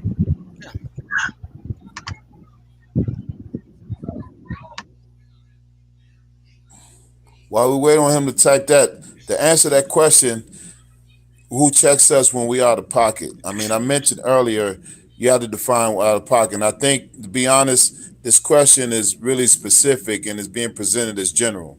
You know what I mean? Because, I mean, from my experience, we don't have a lot of room as imams to be out of pocket. You know, me and my wife had this running joke. She was like, yeah, they know the imam, but I know. She'd be like, well, I know you. You know, so. Definitely, I got a face as the imam, and I got a face who I am as Faheem the person. You know what I mean? And sometimes they don't match all the time. You know, and like my wife always say, like if they only knew brother Imam, you know what I mean? Not that I'm like out of pocket, but I'm not the same person that's on the member or teaching classes, and I shouldn't expect it to be. You know what I mean? But I have issues. You know what I mean? But at the same time, this is a bigger man, and nobody checks us like that. Like somebody's gonna step to us like, "Yo, you out of pocket." But most of the times we ain't gonna be out of pocket. You know what I mean? Like I know for me, I got enough sense. If I'm really out of pocket with like my own sins or shortcomings or whatever, I'm stepping down. I'm stepping down. But at the same time, I'm struggling myself to keep upright and try to be a model for people so they can have an outlet. And it's not easy. People looking for us to be a model and a lead and a guide, and we be needing guidance. You know what I'm saying? How many people call me and be like, damn, you okay, man? This is what, you could do this. You know what I mean? They thinking you got all the answers. Somebody tell me that what I can do better. I'll give it a try. You know what I mean? I know these imams here, we're not stuck on stupid. Yeah, but I mean, we don't got all the answers. I mean, people be trying to treat us like pastors sometimes. Like the imam, everything. Like everything. You want me to do everything from A to Z? You want me to prepare a khutbah, a class? You want me to give advice? You want me to show up here? You want me to do this grassroots work? You want me to do this? And then the sadaqah box, you putting dollar bills in there.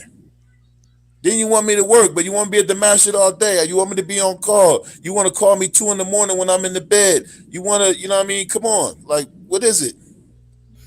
I don't know. Something, Imam, you got to understand something. And y'all are smart enough to understand the pain in our communities, right? We have, all of us got pain. We know how that works, right? The community got pain, Imam got pain, the board got pain. There's a lot of pain, right? We got that. My question to us is, how do we get past that pain and still build for the future? That's it. Everybody got pain. Any one of us, whether it's the imams, whether it's the people in the crowd, in the audience, the attendees. If we took a shovel and dug up everyone's stuff, because we're black, you're going to find painful stuff among all of us. One of the great scholars, he said, a Sufi is not a Sufi, and I got to answer that question someone asked, until if everything that is in him was put on a platter in the marketplace, he would find nothing to be ashamed of. Is any one of us like that? If everything that's inside of you was put on a platter and presented in the marketplace, you won't find nothing to be ashamed of. No one is like that among us. Not totally, man. Let me say this though, because knock it off. Because again, you have to go back to the Quran and Sunnah. The Prophet said, "Adin an-nasiha." He said, "Religion is sincerity, right? With advice." And he said, to whom? He said to Allah, "Lillahi kitabihi wa li rasulihi wa li a'immatil muslimina wa li ammatihim." And he said that part of the religion is nasiha. If you really want to check an imam, really, if you put most imams, if you get him on the phone, tell him something bad about himself, they pay attention. I don't know if man's gonna say, "Oh, so what?" But and I'm gonna respond to what the brother Saleh said. I don't know him that well, but I know he be on my Facebook page sometimes. I'm like, brother. He said, "Well, we should run our masjid under a corporate model, either board of directors, that treat imam like any other employee." I agree with that. I don't think we should run the imams like that, but I do believe in checks and balances. But again, he said we're in unprecedented times in the Ummah. Unprecedented times call for unprecedented solutions. Otherwise, we will continuously fall behind. Now, my thing with you, brother, and that's a good perspective, but I don't really know you. I haven't met you. I don't know if you've been 20 years in the trenches, right? And maybe you have. Maybe you've been 20 years at this masjid, so-and-so, you put the time in, and you come to this conclusion. But I tend, as an imam, I listen to what people say, and I'm accessible. I'm on Facebook every day. That's my little platform. People, I shows up my house, everything. But but but you have to recognize too that some imams have a great deal of experience. I mean, on this, you're looking at maybe all together. Sajid, you're talking with a couple hundred years of experience. Not only between us, but our teachers, people we associated with, our other imams. So sometimes you really have to give the imam the benefit of the doubt, because a lot of times I have seen myself.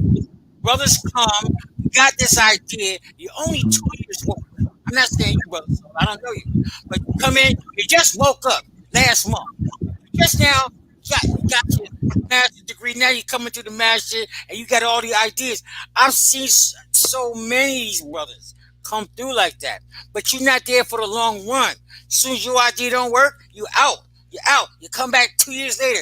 Where you been? Oh yeah, man, I was making. And now I've seen cats come back 20 years later, man. 20 years. You gone 20 years. You going 17 years. You going 16. And really, Islam don't work like that. And we're not supposed to trust guys like that. We're not supposed to. We're not supposed. The Prophet, listen, he didn't trust those kind of people, man. Umar ibn Khattab. When people was in the deen, then you out, then you back in, he never again placed you in any position to be in charge of the affairs of the Muslims, because that is the bottom line in terms of Islamic governance, is who is taking responsibility for the affairs of the Muslim. That is like law. That's law. That's Islamic law. That's civilizational law. So if you ain't ready to say, you know what, brother, my name is so-and-so, so-and-so, you can hold me accountable. This is my position. This is where I'm at. I'm going to be here on Friday giving the khutbah at this masjid right here. I teach a class right here. I own my own course. And if you have issues with it, I will answer.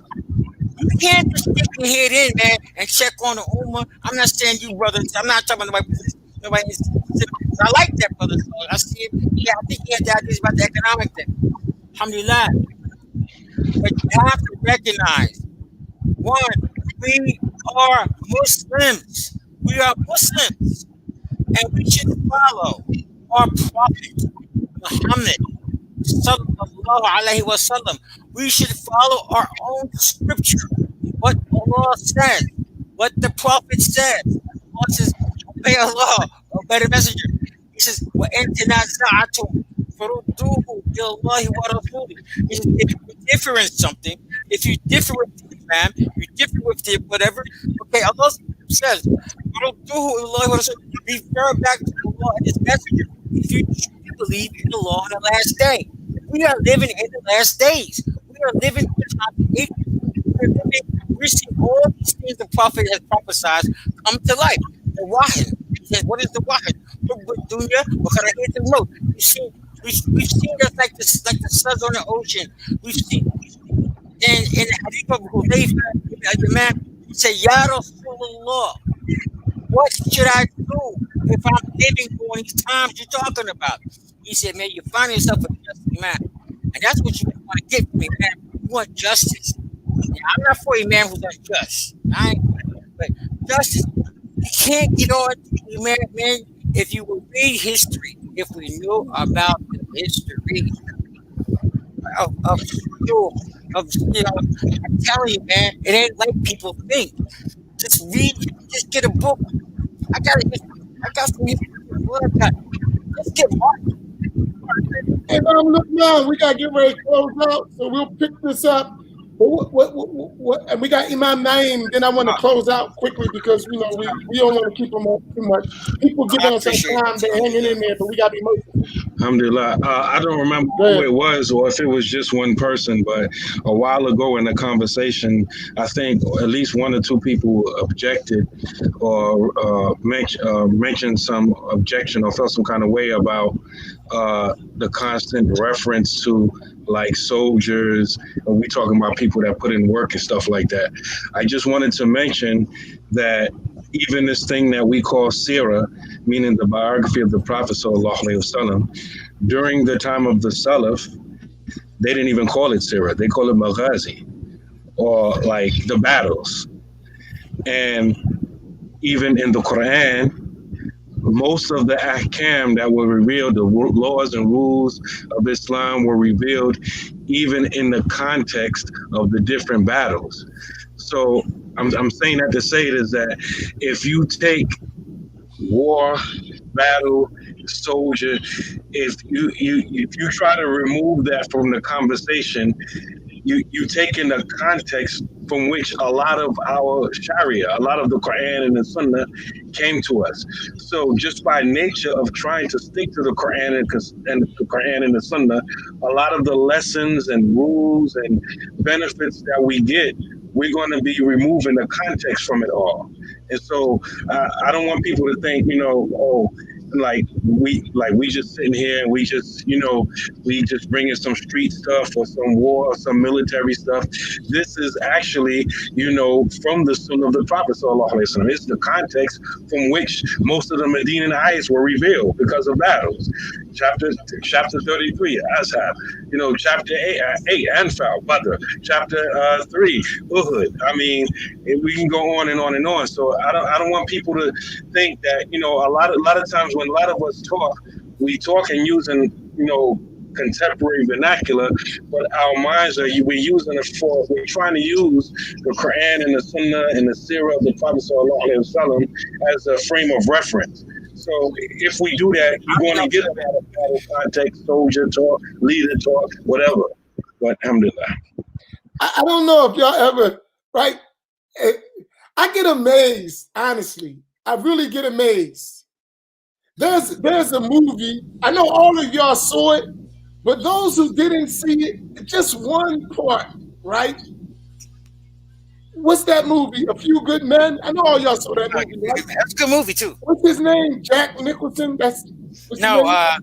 Robert.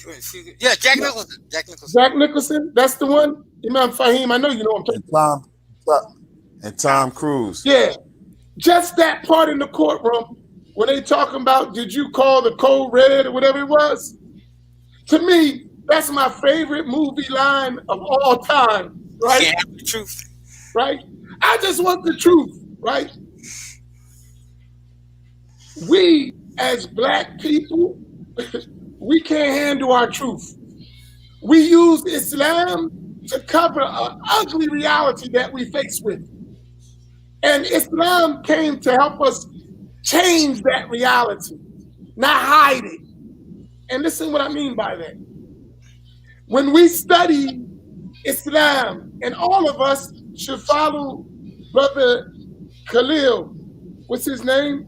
Lance Akiba Hamilton. Oh, that's my man right there. Right? Brother Ronnie Khalil. Romance. Yeah, Ronnie Romance. I think She be sweating me. Y'all should all listen to his Sirah class. I recommend every single one of you. He has a Sirah class that he teaches regularly, and he does it over and over again. I think all of y'all, every one of us, including myself, we need to study the Sirah of the Prophet sallallahu alaihi wasallam, because we get this idea that it was all pretty, and that's not real.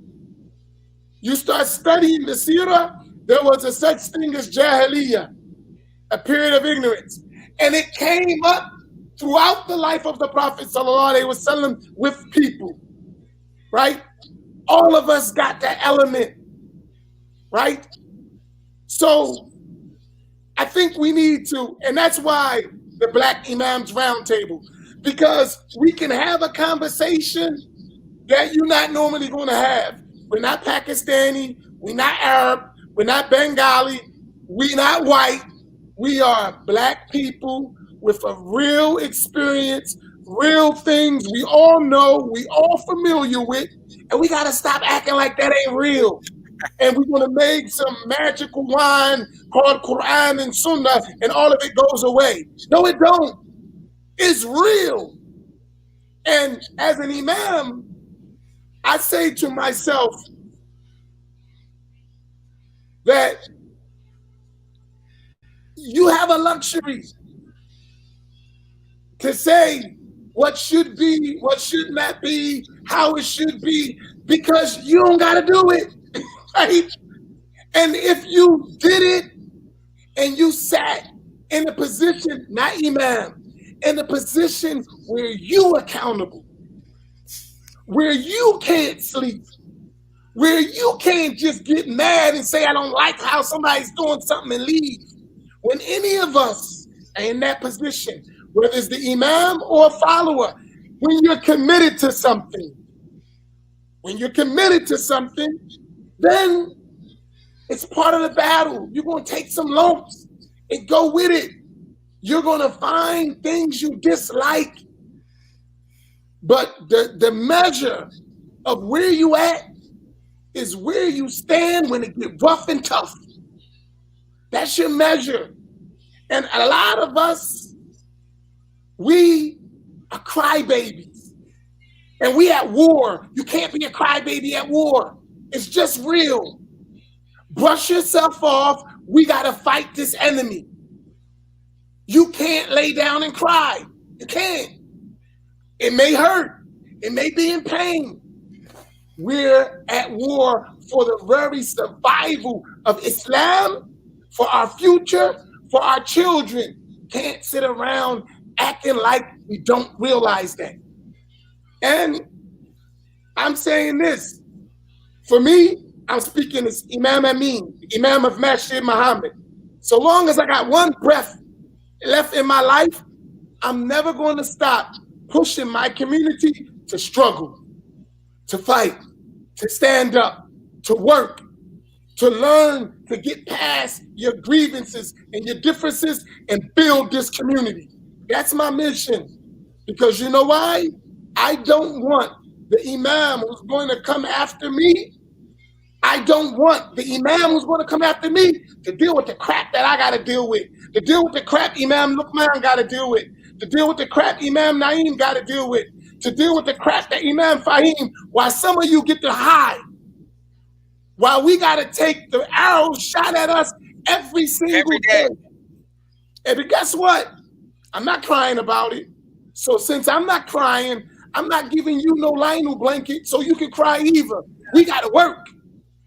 We got to work. They don't know what lino blanket is, I don't think. All of them watch, what's that called? Charlie Brown. Charlie Brown. Look, brush yourself off and get to work.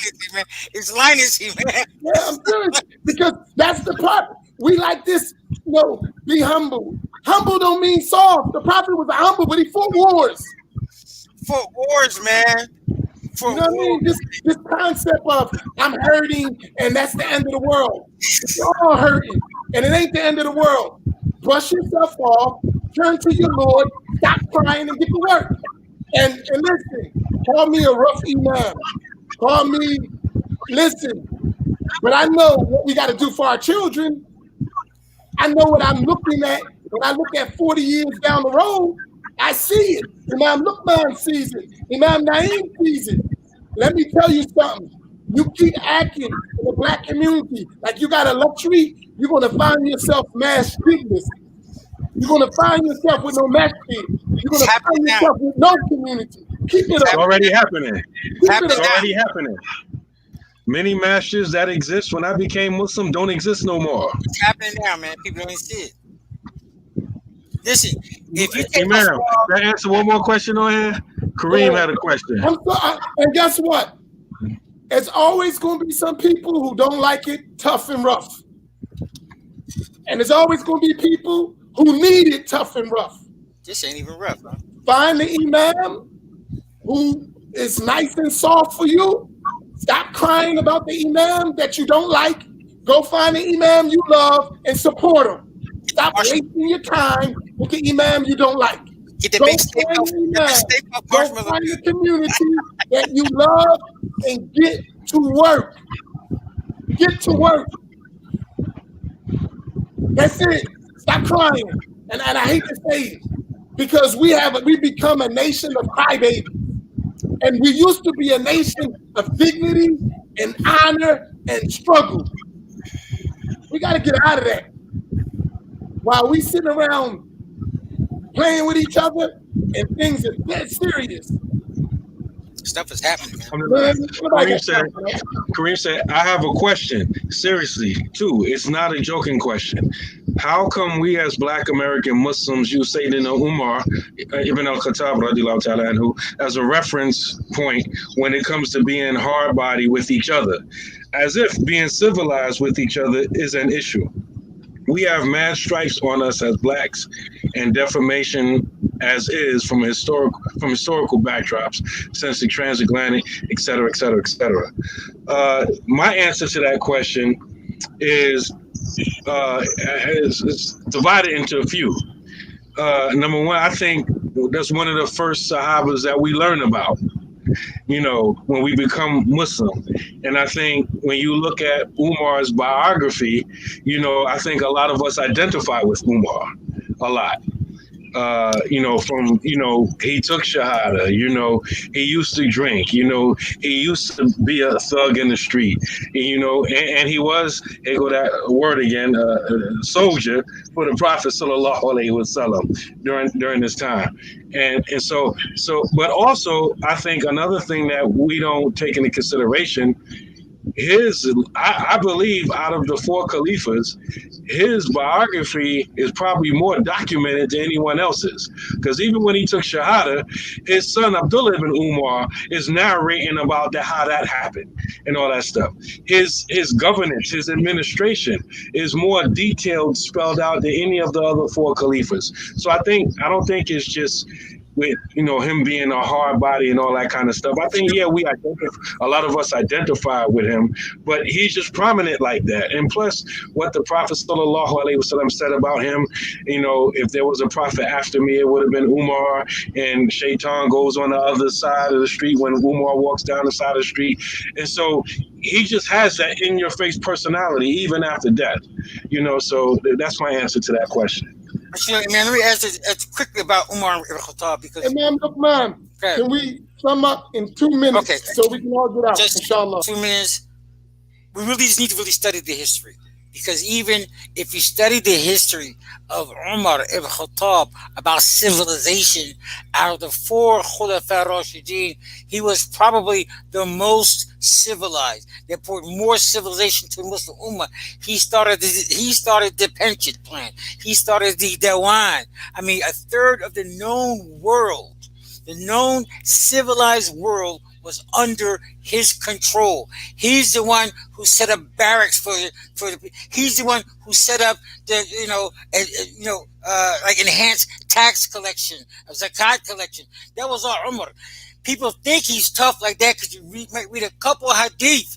But if you read the life of Umar, Umar was one of the 15 people who was literate. He was a poet before Islam. Not only he just got the tough guy reference because he was in a wrestling match and he was like the big dude. And Umar, they say, man, go ahead, Ibn Khattab. And he went in and he beat the dude because he was real strong. He was actually a businessman.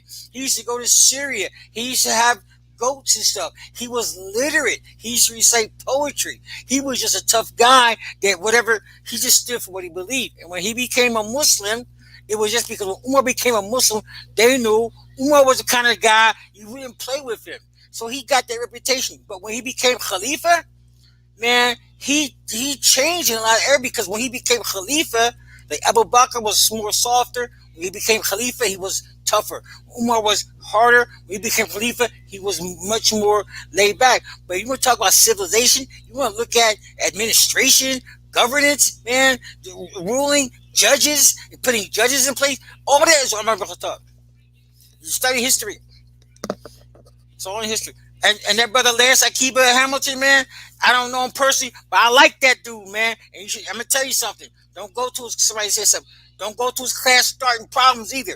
But I liked it. But I'm going to tell you something. His background, let him tell you himself, he has a very good background, too. He comes from a background of organized community. I'm going to say, that's my man. I like that dude right there. I'm done, man. Faheem, you got your class 2 minutes. Yeah, while we're in the midst of all this, leaders against followers, elders against young, put that bread up. Put that bread up. We had to go with 10 grand. So I had some people donate some money. I have my other 100 for the month at the end of this week, and I want Dalil. You know, everybody asks for evidence. Show me a screenshot of your Cash App that you sending it to it. You know what I mean? And for people talking like real rap, you know what I mean? Not to take shots, but I hope I come to your community and you're one of the people that they say that you're the go-to person at your community.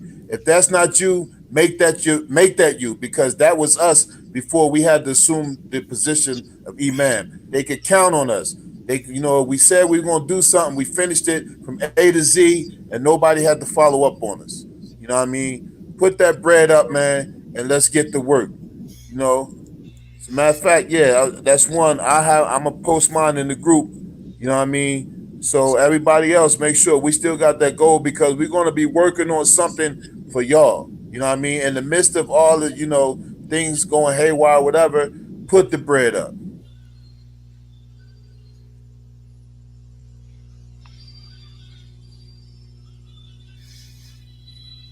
You're on mute, man.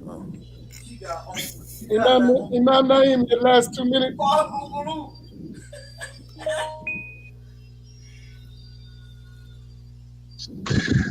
Nah, don't back out now. I think your wife trying to back, Imam Faheem, your wife trying to back out.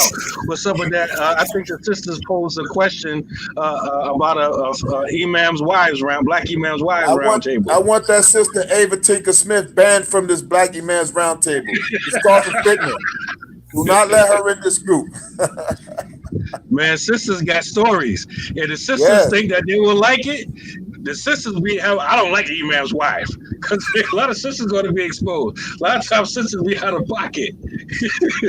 I'm going to keep quiet there. That's my last words. May Allah bless the woman Muhammad sallallahu alaihi wasallam, and may Allah raise our rank, the Muslims in general, as well as the black community. Amin. One thing for me, I say sisters roundtable, youth roundtable, have any kind of roundtable you want, but do some work. When you finish all your roundtables, you finish all your talking, get to work. Build something. Yeah, let's bring them on, man. Huh? Let's bring them on. Let's make a week for them. No. They allow this system. They could buy one. They can put it together. They can organize themselves. They can promote. They can do the work, and they can put their things. Here's my point. If we're serious, because I listen to this, and I don't take shots at nobody, right? But I say this. We always can say how it can't be done. We always can say what we're dissatisfied with. But rarely do we show the difference, right? Go build something, right? Right? Go do your stuff. Go do your stuff. And I'm the one going to be jealous. Stop being like children. Men and women build, they don't destroy. And for us, I'm saying, for me, I would like to see you do your work. Don't build off someone else's work while you complaining about their work. Go do the work yourself. So you appreciate it much better. You will appreciate it. When you put in the work yourself, you will appreciate it. You will appreciate it. And I think it will teach you something about leadership, about being a follower. Don't come in on someone else's work, criticizing their work, and don't want to do no work. Don't do that. Go do your own work, and it will be much more appreciated. We need room. There's millions of people, millions, who need da'wah. And you may have an answer. Go do your work. Go do your work, right? Go do your work. And I don't mean to be so harsh, but we hear a lot of talking and no work. Go do your work. Hey man, that's not even harsh. But Imam, you know what? I'm glad we have this forum because you brothers, it's good to bounce off me, man. Because for real, man, listen, you make me a little bit more tempered. You put the ideas in the better words than I would. Because Philly, man, I done seen these punk. I done this, man. Don't start cussing. I can't, hey, man, I can't. It's hard on me to deal with. It's just hard. It's hard on me to deal with real weak Muslim men. It's hard, man. But you know what? I have my weakness. Everybody have their weakness. Man, I've seen enough of it. I've seen how it has destroyed communities. I've seen people with that one loud mouth who come in, split the community, and he ain't nowhere. Now the thing is out. I've seen people take imams out who was good imams. There was good imams, brave imams. Oh, the imam ain't the, I've seen that kind of stuff, and I've seen people after the aftermath they run. And I was raised in the daughter of Islam, and we all have our background. You was raised in I'm just saying, for me, being 61 years old, when I see dudes in their 40s and stuff, 50s and stuff, and I got teenagers, man, it's hard, man. It's hard for me, because if it was my way, man, I probably would be cursing out here, man. Been cursing Imam, Luqman, you've been around longer than me. We're going to close it out, though. I got babies to worry about. I can't worry about grown people who want to act like babies. I got real babies that we got to leave something. We have to leave for real children that are counting on us to hold this thing together. I've seen masjids fall apart. I've seen people lose their buildings. I've seen imams get overthrown and Wahhabism take over masjids. Not here. Forget about it. I'm just being honest. Some people may not like it. Some people, I've seen it. I've lived a long time. It ain't happening. Not on my watch. Forget about it. Barakallahu feekum. And hey, take it the way you take it. Tomorrow morning, we're going to be up, inshallah, teaching a group of people the next day and the next day after that. And we're going to keep going. We ain't stopped. Have we stopped? Every week we working, right? We trying to do it. Don't stop. People don't like what we doing? Go build your own platform. No hard feelings. I wish you the best. May Allah grant you tawfiq, but we going to keep working. Imam, could you send us out in prayer? ربنا لا تزغ قلوبنا بعد إذ هديتنا وهب لنا من لدنك رحمة إنك أنت الوهاب. ربنا اغفر للمسلمين والمسلمات والمؤمنين والمؤمنات الأحياء منهم والأموات وألف بين قلوبنا واجعل في قلوبنا الإيمان والحكمة برحمتك يا أرحم الراحمين. ونصلي ونسلم ونبارك على سيدنا وحبيبنا محمد وعلى آله وصحبه وسلم. سبحان ربك رب العزة عما يصفون والسلام على المرسلين والحمد لله رب العالمين. الفاتحة.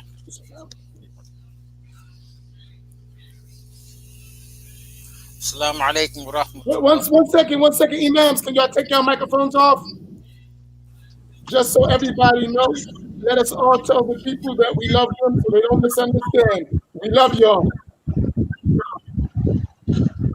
Man, listen, we love and appreciate y'all. We thank you for tuning in, and we can't do it without you. You know what I mean? So, listen, let's do it together. You know what I mean? Build something together like Lowe's. What he said, it's all love over here. No malice from no me. malice. No, I need to, because I come off, but I belong to the Ummah, man. I've already signed my papers, man. Like the other imams, we in this for life, man. Assalamu alaikum. Love y'all all. See y'all tomorrow morning.